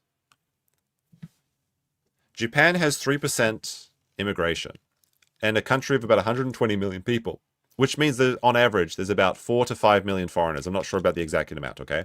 So 4 to 5 million foreigners is the amount of foreigners in Japan. The amount of tourists in Japan every year is 30 million. Japan wants to double this to 60 million. Okay, they want twice as many foreigners. All of the issues that Japan complain about are coming from tourists. But the only thing people argue about is always from the immigrants, which is a shockingly small amount of people for any first world country. Now, is it good? I like there being a small amount of foreigners, but it's so insignificant. People just make these tiny issues up into nothing. 1% of the Australians cause 80% of the problems. Okay. That's me, I suppose. The shogunate tried zero, but then they had to catch up. Yeah. Japan literally got forced to open up by Commodore Perry because they couldn't compete. They bring up crime so much, though they don't, though. That's the issue. The majority of crime in Japan is done by Japanese people. The crime caused by immigrants is very low. And repeat crime by foreigners is almost non-existent because they don't get renewed visas. All right, let's continue this one. I don't think I'll convince anyone, though. This is one of those. It's one of those things that I know this is like a losing argument because everyone's just going to talk about how they feel, and they're like, "Well, I don't like seeing an Indian at my Tim Hortons. Therefore, I don't like that this person owns a kebab shop in Japan." 例えばこうやって変な風に来て人を殺させて喧嘩するより普通に来てやれば Because at the moment they are kind of provoking these people. 誰も口出せない。もちろん日本は日本人の国だからそれは Respectively, you are not a native. Maybe leave the decisions up to the native. I'm not making the decision. The Japanese people are making the decision, and the Japanese people are asking for more. They're asking for twice as many foreigners in tourism numbers over the next 5 years. It doesn't even make sense, though, because there's not enough planes to double the amount of people. Go home first? I'm not going home. I'm allowed to be here. And, like, at what point do you get to have an opinion on these sort of things as well? Because the people that go, like, when you go to these rallies, like the Japan First rallies, it's always like unemployed NEETs that are complaining about problems that don't even affect them. Everyone should just go home. Sure, why not? Which home am I going to then? And like, one of the other issues with immigration as well is the return migration, specifically from people like the Zainichi, which is like Japanese that move to other countries, or like is Japanese of Korean descent as well. Brazil's got a lot of Japanese descendants that want to move back, like third generation. They're Japanese. They've been living in Brazil. They want to move back to Japan. People like that. Are they Japanese? Do they get an opinion? Because they have, how much Japanese blood do you need to have an opinion? What if I have children with a Japanese woman? Do those children get an opinion, or do they have half an opinion? These are the questions that you need to ask in these sort of situations. And when you get to the actual down to the details, no one has an answer. At the very least, first world nations should ban third world from entering. I don't know about third world banning. What do you consider the third world? Like, is the Philippines third world? Because a lot of nurses and a lot of healthcare workers are being imported from the Philippines to Japan. And it's not like they're... The thing you have to understand is it's not like these foreigners, these third worlders are sneaking into Japan. And of course, there's always like a certain amount of crime. There's always a certain element of this that comes into the country. But the majority of people that are coming into Japan are getting jobs in Japan first and then moving to Japan because Japan wants them to be there. Like there is not enough Japanese nurses to change all of the diapers of the adult Japanese people that are retiring and in nursing homes. So they want people to come over here because they don't want their asses to be covered in shit. And he's like, well, the Japanese people should do it. There's no Japanese that want to do it. Well, robots should do it. Well, there's no robots that can do it just yet. Okay, maybe if they finish the robots first, we can talk about it, but they don't have them. Philippines, by definition, is not third world. What is the actual definition of third world? I've always considered it just to be an undeveloped country. When I went to the Philippines, it definitely seemed like a third world country to me. I was in a town that had basically no plumbing. There was power outages on the daily. It was very beautiful. I mean, don't get me that. It was a lovely beach destination. But I would definitely think in my mind, that's a third world country. The first, okay, I've never taken this. I've always considered first world to mean good, second world to mean developing, and third world to mean shit. Am I the only person that has this opinion? I know that there is a certain thought that is the first world is the West, the second world is like Europe or some shit. Second world is communist. I'm not sure if this is the general understanding of this word anymore. Like, I think that's what it was originally, but I agree that was kind of like the original. Was it Manila? In parts of Manila, there was power outages as well, like on the daily. I mean, I was mostly in Palawan because I hated Manila. India is third world because of, I got it right. If we talk about like undeveloped countries, a lot of undeveloped countries, Vietnam, Cambodia, Burma, I guess Myanmar, and I'll include the Philippines and parts of China in this. They're very, I mean, China's like kind of weird. It's kind of like a developed in places and then undeveloped in other places. But like those are the people that are coming into Japan. Like I said, there's only 50,000 fucking Indians in Japan. Okay, when they say immigration to Japan, it's almost exclusively Chinese, Vietnamese, Filipino, and maybe Cambodia, and they're doing jobs. They're working in these careers that they need people for. So what is the solution? India is third world because they shit in the streets. It should be zero. Why? Why should it be zero? People just say it should be zero. What do you mean? Like, are we talking about Indians or are we talking about the nurses that I'm talking about? I mean, it's kind of confusing. It's not fair to argue with the chat sometimes because they might be responding to something you're not talking about. Why can't it be zero? Japan doesn't want it to be zero. Otherwise, Japan wouldn't be hiring people from these countries to do these jobs that they can't find Japanese people to do or Japanese people don't want to do. A lot of people in Japan, like the people that are coming in, I'm getting triggered. No, it's just frustrating because there's no way to convince me. Like, it doesn't matter what I say. People will not change their opinion on this. And I share the opinion of many people as well. Like, I don't want mass migration in Japan. I don't want people coming up and shitting up the country. But the thing is, that's not what's happening either. Immigrants from low trust societies will ruin the high trust societies. Yeah, but that's when they reach a certain critical mass, and that critical mass will not be achievable in Japan. That's what I've been trying to say. The environment that has been set up, the way to live in Japan is so that you will never reach the critical mass that is required for these sort of things. Is there a small group of agitators? Absolutely. Like these like this, I'm not this guy's a German guy, but like this 1,000, 2,000 Kurdish people, they seem to be troublemakers, but I don't know too much about them.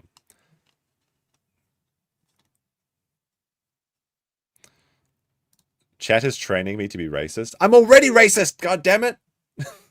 We agree on so much, chat, but you don't understand. I'm just trying to make you understand. Like people always say though, like, why can't it be zero when that doesn't actually mean anything? It's like, why can't it be zero? Well, I guess it could be zero, but then the country would be completely behind. It'd be backwards. It would still be making textiles. There'd be no anime as well. I'm not racist enough. I mean, I have been pretty spoiled living in this country. I'm a liberal compared to you. Maybe. I don't know. I don't think so. I think I'm fairly right-leaning, but it's quite a large spectrum, isn't it? You clearly haven't watched enough streams. Why don't you check out some of the clip channels? I'm sure you can find it there. Oh. Do you think that these regulations weren't set up in other countries? They were, but they were ignored. This is the problem with Minnesota, right? That they have these regulations against fraud, but they just let the fraud happen because they don't give a shit. The same thing doesn't happen in Japan. There's an extremely high level of scrutiny in every foreign involvement in anything you do in Japan. Definitely on a spit. Okay, that's funny. That's very funny. We'll continue this, then we'll watch the Somali thing, because then we can agree on more, I think.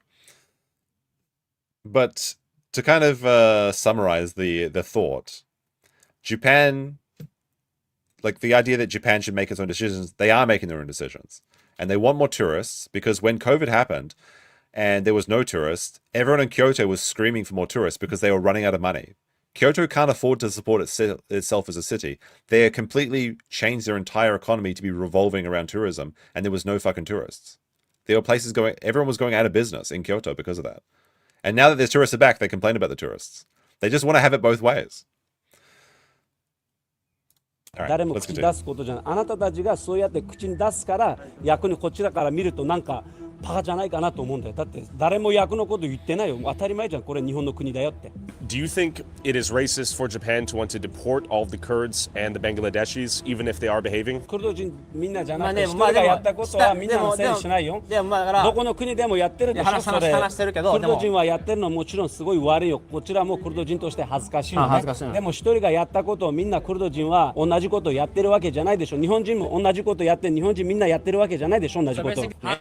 日本人、トルコ人、クルド人、ドイツ人関係ない、犯罪国関係ないよ。あるあるだからレシストなんだよ。ある。あなたたちのお仲間さんが大出したんですよ。あなたたちが例えば彼にも聞いて、どこの国でもあなたこうカメラ、ビデオいっぱいこう持ちながら急に入ったらどう思うの？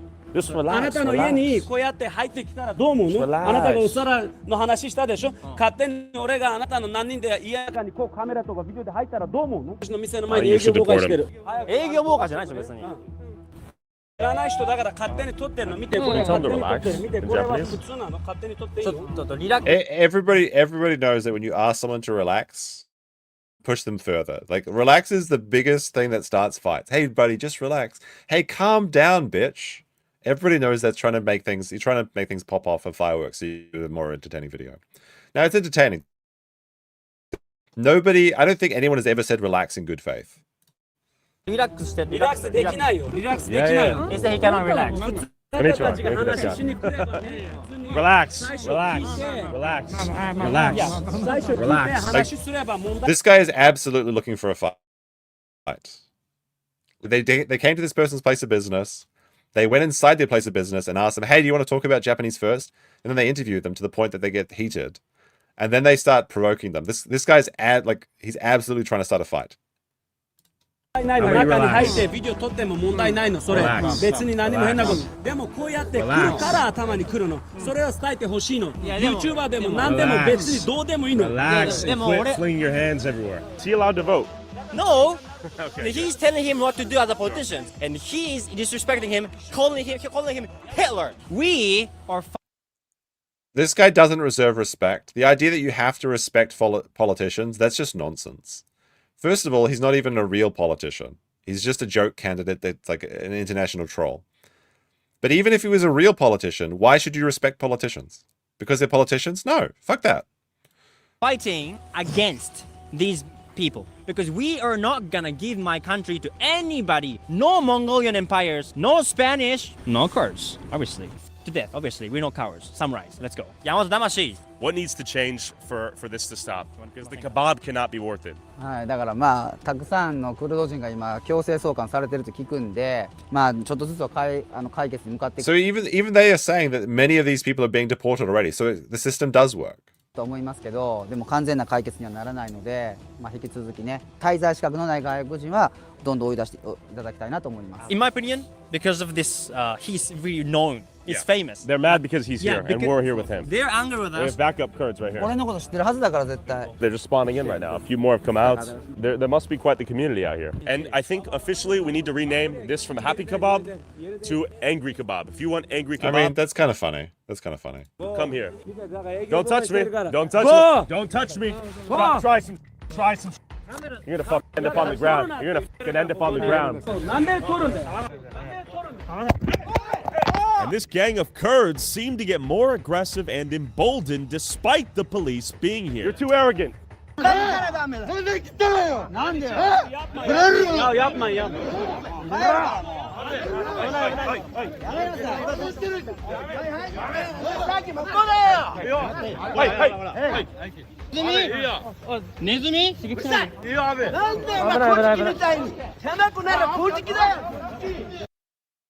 You just gotta feel these guys are so fucking stupid. Like they're taking the bait. This is the thing. It's like I agree that these guys should be deported because they're stupid enough to take this bait. This is such low-level bait. Like they show up with cameras and you start provoking them and then they get violent. I guess I can only agree to say that they should be deported because they're so stupid to do this on camera. Like what the fuck?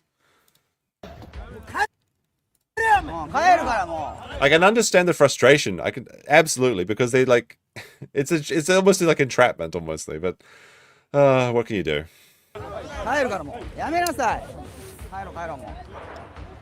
we gotta move. The Kurds are mobilizing. Immediate hostile appearance of a lot of these guys out here. Are you concerned right now? Yeah, because they're going to ring more people. Just more and more keep spawning in. And my phone became broke. They smacked the hell out of it. As the cops escorted us out of the Here's a question for the chat. Is breaking someone's phone based? Like let's forget this as a Japanese. Let's forget about Japan, okay? If you're walking around in America, you're at the beach and someone's filming you, is it based to break their camera? 1 for yes or 2 for no? Because like everyone's had the idea like of doing this like only if it's Apple. Depends whose phone. If it's a streamer's phone, yes. Depends on the reason. So you just have like a guy in your face and he's just filming you. He's not doing anything. He's not saying anything. He's just standing in front of you filming you. And you're just lying down on the beach, you know, getting some sun. And he's just there filming you. And you get up and you say, hey, stop filming me, bro. And he says, no, I'm allowed to film you. It's public. It's a public space. I'm allowed to be filming you. Is it based to break his phone? Yeah, if they're just standing there 10 minutes filming you, this is the situation. Because pretty much everyone will say, yes, it is based to break their phone. Even though this is a violent crime that you're committing. It's not based. One person will let themselves be filmed for like a long time. If he films your hot wife, sure. Yeah, what if he's filming your family? Everyone's over 18 though. Everyone's over. You're at the beach with your 2 18-year-old daughters, your wife, and you're having a barbecue. And everyone's wearing bikinis, and they're filming you for 10 minutes, just standing there, not committing any crimes. They're not beating off or anything. It's third world behavior, to be filming or to break the phone. Because everyone that imagines themselves in this situation always imagines themselves like taking the camera away or deleting the like taking the camera and deleting the footage and things like that. Even though that would make them the criminals. It's violence. Well, we said it wasn't based. This is a tough one because there are some situations where it would be okay. I mean, this is one of those things. This is one of those disconnects between what's decent and what's moral and what's legal. Because the person that's filming you usually has the legal right to do it if it's in public. If they're just standing there and maybe you're not at the focal point, you're like in the side ground or something. But like everyone is not, like almost nobody is okay with just being filmed for multiple hours or whatever, or for like a long time. That's essentially what's happening in this situation. But it's because it's the Kurds, because it's the kebab shop owners. Everyone's like, well, they should be deported, obviously. But if you take the racial element out of it, and you just say, well, you're at a beach in America, everyone has their own feelings. That it usually is on breaking the phone or breaking the camera, or at least deleting the footage or turning it off. It's psycho to break someone else's phone, dude. I mean, if this person's recording you for a long time, not just putting up your hand and moving it away. Like, I mean, there's levels here. I'm not saying you have to break the phone, but like, you would say something, surely. You would say like, hey, get out of my face, or leave me alone, or fuck off. And what if they just keep doing it? What if they just keep doing it? What do you do? Do you just, beta pussy out and just let them film you and your family? Most people would say that's like a beta ass move. Like, what are you doing? Like, stand up for yourself. Would you just take it away from them and say like, you can have it back at the end of the day, small child? What do you do? Because I've thought about this. There's it's an interesting question, honestly. And I'm not sure there's actually a right answer or a wrong answer. I'm not trying to trick you into like with logic traps or anything, or say like, aha, you have fallen. No, I'm not saying that. But like, because when I picture myself in this situation, I'm like, I'm not okay with it. I don't want someone to be filming me for an extended period of time, even if they're in their legal right to do so. But this is what happens every day with like CCTV cameras and all sorts of surveillance and things like that.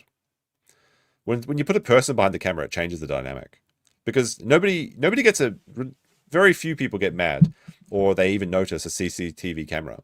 But if you have someone behind the camera just holding it, it feels bad. Something about it changes the dynamic. Just chill out and don't turn yourself into content. Pretty simple. This is a fun thought exercise. I don't know if you're being sarcastic, but for me, it really is. Maybe it's because my thoughts don't get much exercise at all. Going to the gym is the first of the year, right? There's something about, because it was a channel that was very interesting. It was the surveillance cameraman, and he eventually became the right holiday guy. And let me see if I can find one of these videos for you to show you what I mean, because these are really funny videos. Like, they're very interesting. Oops, I just started playing a video about something else. I think surveillance cameraman no longer has a channel though. I was really let's see. Surveillance cameraman. Do these videos still exist? It might be this one.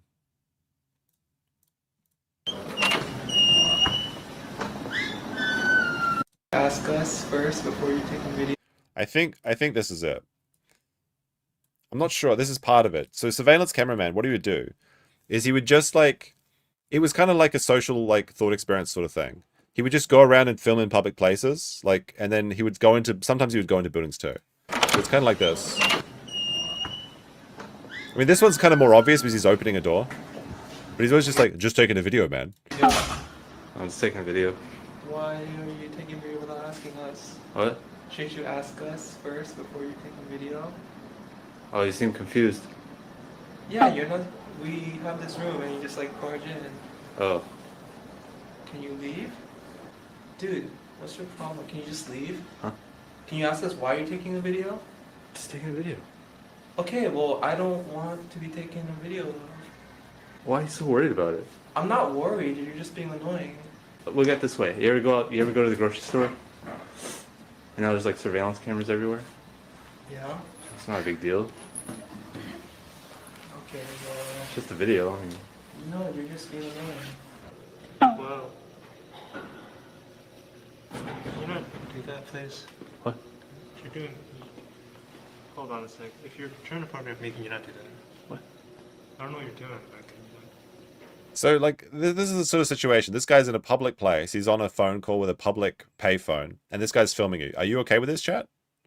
It is an interesting thing, because, like, this is what CCTV does all day, every day.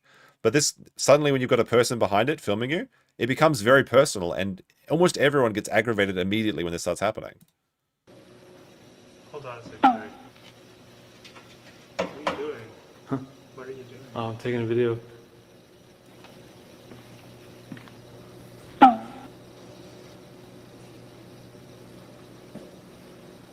Can you please? Why are you calling security? What is he calling security for? For what? What crime? He's just taking a video. Don't attack the guy? I didn't necessarily say you to attack him. Like, in my mind, The way it's like, everyone always imagines themselves as the hero in their own mind. So I'm like, yeah, I take the phone, I smash it, and I tell him that you can't film me, and everyone claps. But in real life, would I do that? Probably not. Stalking? I mean, not necessarily.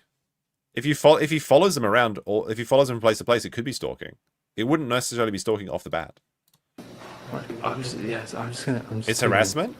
So were they harassing these Kurds in this video? They went to their establishment. They started filming them with a crew of like 12 people. Was that harassment? But everyone in the everyone's just saying deport the Kurdish people because they got angry. I'm just taking a video. That's all. I don't want to. People just don't like being filmed without their permission. It makes people get more aggressive.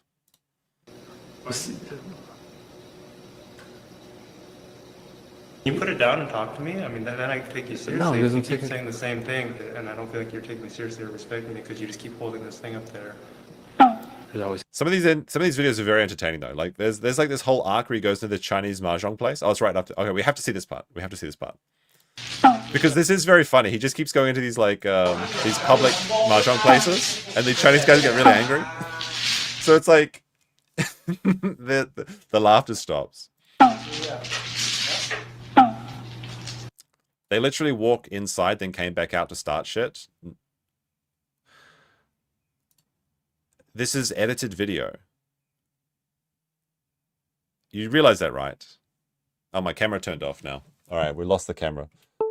In a very disappointing moment. My eyes were very disappointed.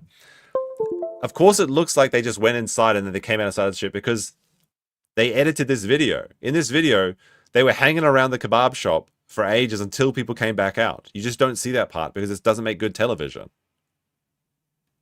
It's not that they came back out to start shit. These guys were hanging around their kebab shop at like 11 o'clock at night, or probably, honestly, this is probably later. This is probably like 1 a.m. And it's kind of sus. And you come out and say, what are you guys doing? Then you just cut that part out. You guys know that, right? They always edit it to make it look like they're just unreasonable because it makes for better television. Anyway, The area, despite that's the Tyler Oliveira video. But I'll show you these angry Chinese people, then we'll check out the Minnesota thing.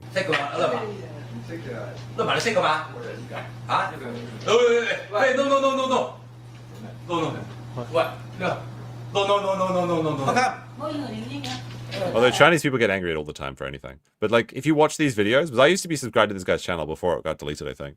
He goes back to this Chinese mahjong place like 4 or 5 times. It's actually really hilarious. I wonder if they show another one. Chinese people are pretty good at stopping people from filming them, though. What? I wonder if they have them this. Oh yeah, he goes back when he goes back to the mahjong place.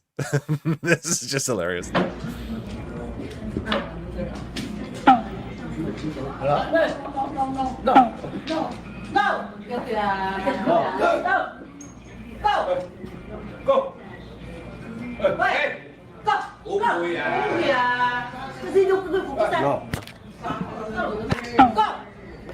It's like 4 or 5 times it comes back and does that. Abroad in Japan, Eddie used edited video too, and he got caught. Had to watch it on another channel to find out because you glazed him on the channel. I literally told people that he included that part, and that was a bad point on Abroad in Japan's part.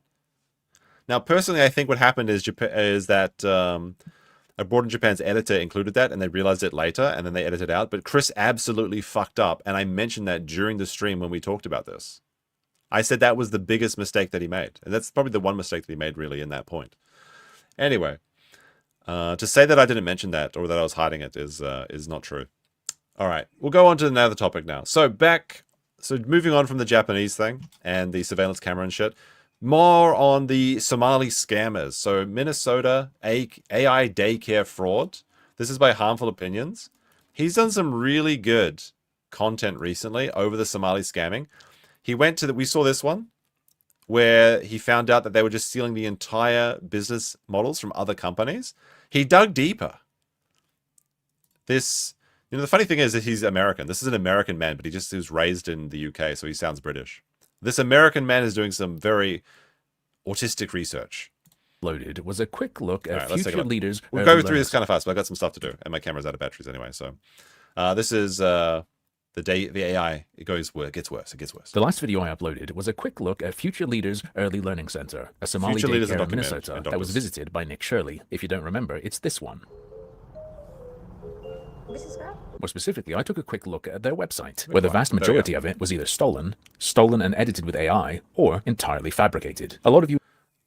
Honestly, Harvard Opinions is dangerously underrated, and you should just subscribe to him immediately. Enjoyed that video, and I enjoyed looking into it. So I decided to hunt for other sketchy Minnesotan daycare websites, and I instantly found more. But they weren't just sketchy in similar ways, they were clearly made by the same person or people. See, a standout feature of the Future Leaders website was that they pretended to have a podcast called Parenting Pickup, but you couldn't listen. Yeah, and this podcast was available on a different website that was the real website that they stole this from. Because what they did is they used AI to clone websites, and then they just replaced some of the names. And it's kind of funny because they took like English names and made them into Somali names. Listen to it, and all the details were cloned from here, the real Parenting Pickup podcast, except they race swapped and changed the name of the hosts. These other websites I found also pretend to have a podcast called Parenting Pickup with the same text and details stolen from the original. So now we know there's an interconnected hive of these things. If we're going to look for links, we need to look for what they have in common. And most important is something I overlooked. They have a login portal, and all of them say powered by Ilmia at the bottom. Now when I looked at that one website in my last video, I stupidly ignored it because I just assumed it was a website solution or something, like Wix or Squarespace. But of course, when you assume, you make an ass out of you and me. And as it turns out, Ilmia is actually extremely important. Inspire learners on your terms. Ilmia gives you the power to design your own school. Your way. We help you launch fast, scale smart, and lead with impact. Now, why is this service apparently exclusively connected to the absolute sketchiest Minnesotan Somali daycare websites ever? Well, I looked into them as best I could. They are Minnesota-based. I couldn't find much about their CEO, who goes by two different names, Daha Noor and Taha Bahaji, but their chief marketing officer, who goes by Mahad Omar and Mahad Hassan, likes to post quite a bit online. Here's a photo he posted of himself. No. All right, chat. Before the reveal happens, is there anything you notice about this photo? That's kind of funny because I didn't actually notice it. But I'll give the chat like 10, 20 seconds. It is a pretty good reveal. I have to say that, like, I wish I was as conscientious with putting out daily videos or something as Harv was. Bob Tube got it, the fingers, yeah. Notice anything? Yeah, this is about the point at which I decided I needed to make another video. Now, he is real. But, like, the thing is, it's a real person. So, it's a real person's face, and it is apparently the real owner of the company, but they've just AI'd him into wearing a suit. So maybe he doesn't even own a suit. And he does look like... No tie? You almost tricked me. You know that, like, Simpsons one where it's like, I have something that'll confuse you. I'm not wearing a tie at all. Like, I almost think I got trapped by that, but it's not. Okay. Notice anything? Yeah, this is about the point at which I decided I needed to make another video. Now, he is real, and he does look like that. And he has uploaded videos of himself. Had a personal AI tutor, working 24/7. The days of one-size-fits-all teaching are over. There's something a bit off about it, though, isn't there? Let me make it a bit clearer for you. Doesn't come from paperwork. It comes from people. And Ilmia makes that possible. At this point, we've heard him have 3 different voices. I think the last one might be real because you can hear room noise, and he's actually open about this. For some reason, he considers that drab background with trash on the floor to be futuristic. All right. What? And he's actually open about this. For some reason, he considers that... All right, so Mahad Hassan, digital creator in Bloomington, Minnesota. The entire video is made in AI, from the suit to the voice to the futuristic background. AI is not coming, it's already here, and it's transforming everything. It's how students learn English and math, and how they memorize the Quran. We have launched something historic. For the first time ever, students can memorize Quran in the Somali style, in subsis, but instead of practicing with another student, they now practice with our favorite reciter, like Sheikh Khalid Al-Huzari and Sheikh Abdul Rahman Al-Sadiz. Powered by AI. It's funny that AI is already in the name twice. Well, I guess it's an Al, not an I. But it looks like AI is in this name twice. Imagine giving every student a personal tutor and the Quran a memorization coach. Imagine freeing up your teacher's time. Why would you waste a teacher's time on the Quran? That's not teaching. While improving their results across the school. This is what we're building, and this is what was getting started. All right. A drab background with trash on the floor to be futuristic. So, this guy at Ilmia loves faking stuff. And there are a lot of extremely sketchy websites linked to Ilmia. Could this guy... Is this true? Everyone says that Australia is a fake country. Is Somalia even real? Or did they just make it up for their scams? I specifically have something to do with that. We've got a little line of red string. Let me thicken that into a rope. Here's another one of his personal videos. 2 children sit in the same classroom. One is taught to memorize and obey. The other is taught to think. That stock footage at the top sure looks familiar. Ah yes, it's from the same set used on one of the fraudulent websites. But Ilmia shouldn't be making your website, and especially not in the way they have. And these websites do represent real businesses. What Ilmia is just meant to be is an AI learning tool with student management, as this horrendous video that guy uploaded explains. Teachers create, students learn instantly. Meet Aid, your intelligent AI learning companion. They're getting AIDS! Real-time tutoring, immersive study mode, multilingual support, safe by default. Students get help. Gee whiz, sounds wonderful. You know what else this could be used for? Generating records of any number of kids that don't exist, including a detailed history of past work they've done with your agency. I'm sure. That's actually pretty clever. Like using AI to fraudulently create attendance records. That's something I would never have thought of. This is advanced scammery right now. No one has any interest in doing that. It could also be used, of course, slightly more legitimately to farm a mass number of remote students without needing any more manpower. Now, there is another website I found that's powered by Ilmia, and it's far more legitimate than any of the Minnesota Somali daycares. This one is clearly being used by people and functions. Iqra Kids, Islamic studies designed to make your child love learning about Islam. Go to login, same page as the daycares, and our friend Hamad has a wonderful heart-touching story about this tool, a totally real Facebook tale. Today in North Minneapolis, I visited a weekend Dugsy, and what I witnessed felt like a glimpse into the future of Islamic education. Children were learning how to read, others were beginning to understand the words of the Quran, but one student stood out. He was the top student in his entire class, Not All right, so if you're unfamiliar with the AI discourse, like these lines here, the double like lines, that's an M-. It's like a calling card of AI generation. So this LinkedIn post was almost entirely generated by, or was just generated by AI. Just in memorization, but in understanding and fluency. And the difference?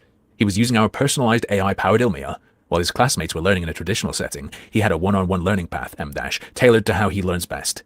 Then, his father walked in. He watched quietly, and after just a few minutes, he said something I'll never forget. Now I know why my son is ahead of everyone else. That's when it hit me again. Success shouldn't be a mystery. When a child has access to the right tools, M-, personalized to them, M-, success becomes predictable. This is just one child, but imagine if every child in every Dugsy had their own Quran coach, their own reading guide, their own path. That's the future we're building, and it's already happening. Personalization is not optional. It's the future of Islamic education. I will say. Now here's a question, because AI does a very poor job of educating you. And I would go on a limb and say that anyone that is actually educated by AI is going to turn out to be a retard. So should we just let them keep doing this? And just let them fail? Yes, inshallah, my brothers, inshallah. At least he's pulling this bullshit on his own guys too. He's also made a just fantastic Islamic AI salami with salami. You can't spell Somali without AI. Sing-along app, where apparently he's making AI clones of sheikhs. I'm not 100% sure, but check out his demo. I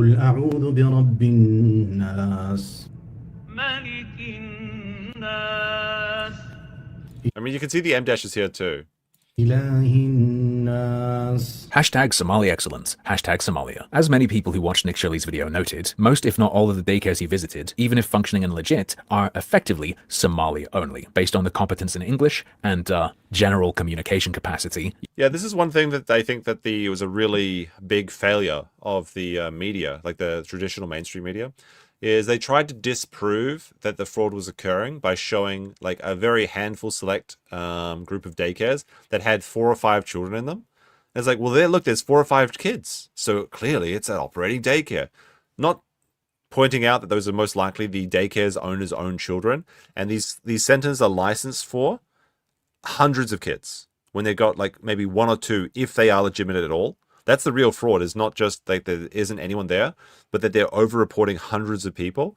And I believe there was even like a food services one that was they were claiming that they were serving 1,000 or 10,000 children a day. And then the FBI staked them out with like cameras and everything. And they found out they were serving 30 over a month. So it's not just that there's like the no kids narrative is kind of like a misdirection.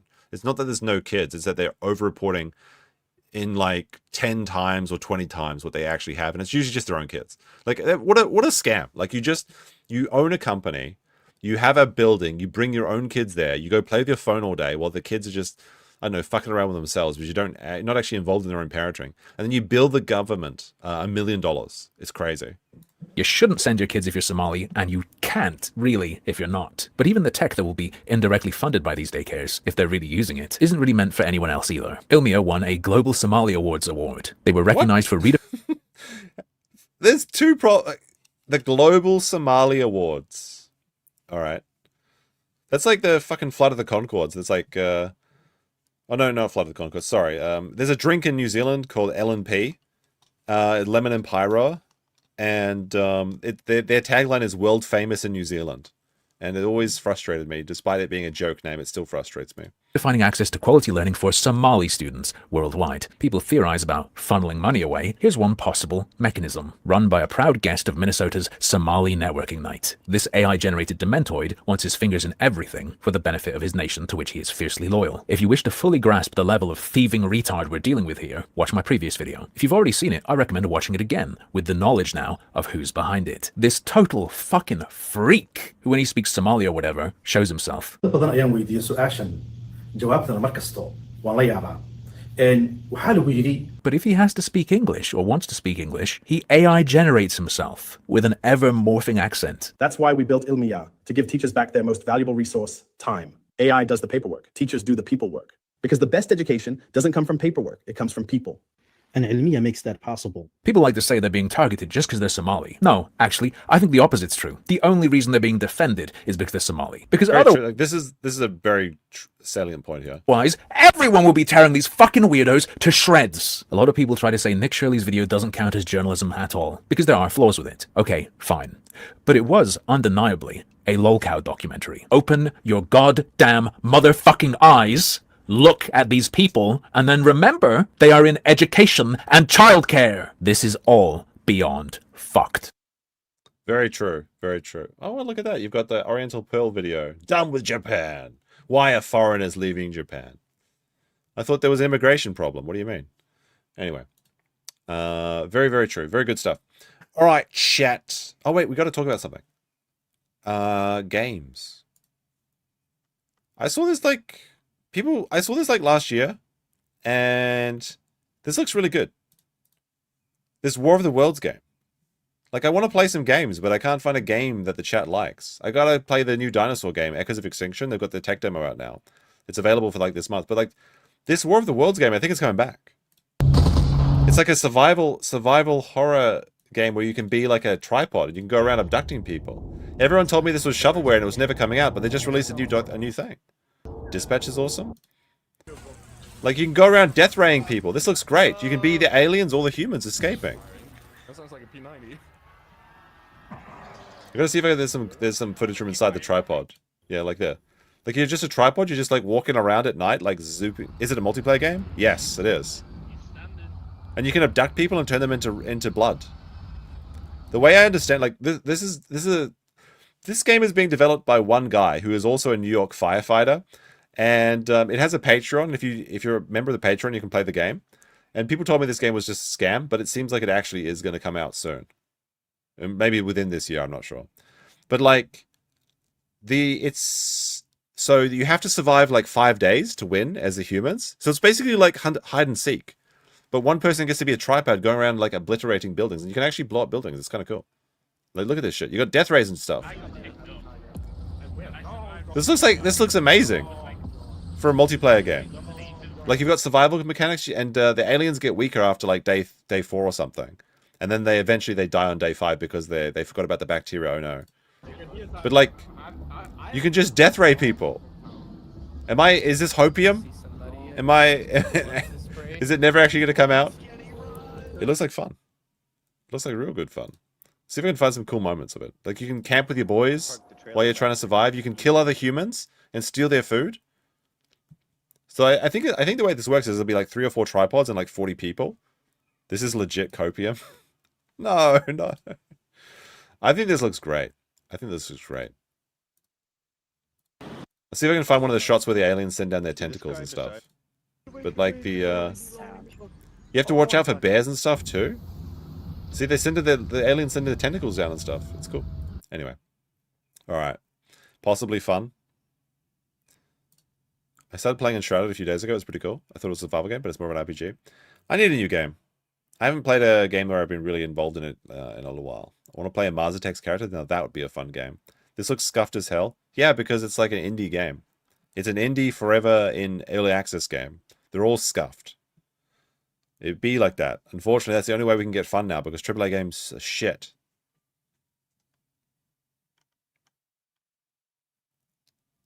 Games? Wasn't the new Dino game? I mean, we could play that any time. Like the Echoes of Extinction. The tech demo is out. I was going to play it on the weekend, but I got interrupted by somebody, preventing me from doing anything I want to do in my life. Here it is. The tech demo for Echoes of Extinction is out now. So you can play this for free on Steam right now. Land has been. But there's only like 2 dinosaurs, but you can also play as humans. Silhouette, and by the and it's like a Rust-style survival game with dinosaurs. It looks pretty good though. Like the graphics are nice. I like them. If you walk the herbivore's path, the island. Well, we're not gonna work the herbivore's path. That's shit. So Ghost of Yotei was pretty good. I'll have to try that. I haven't played any of the. I haven't played Ghost of Yotei and I haven't played Ghosts of Tsushima. Although I want to go to Tsushima because it's actually not that hard to get to. All right, chat. Anyway, I gotta go do shit today. Thank you for joining us for this stream. Maybe back tomorrow. I don't know. We'll see if there's anything you want to be streamed about. Let me know. Thank you for the likes. Thank you for the support, and have a great day. Peace.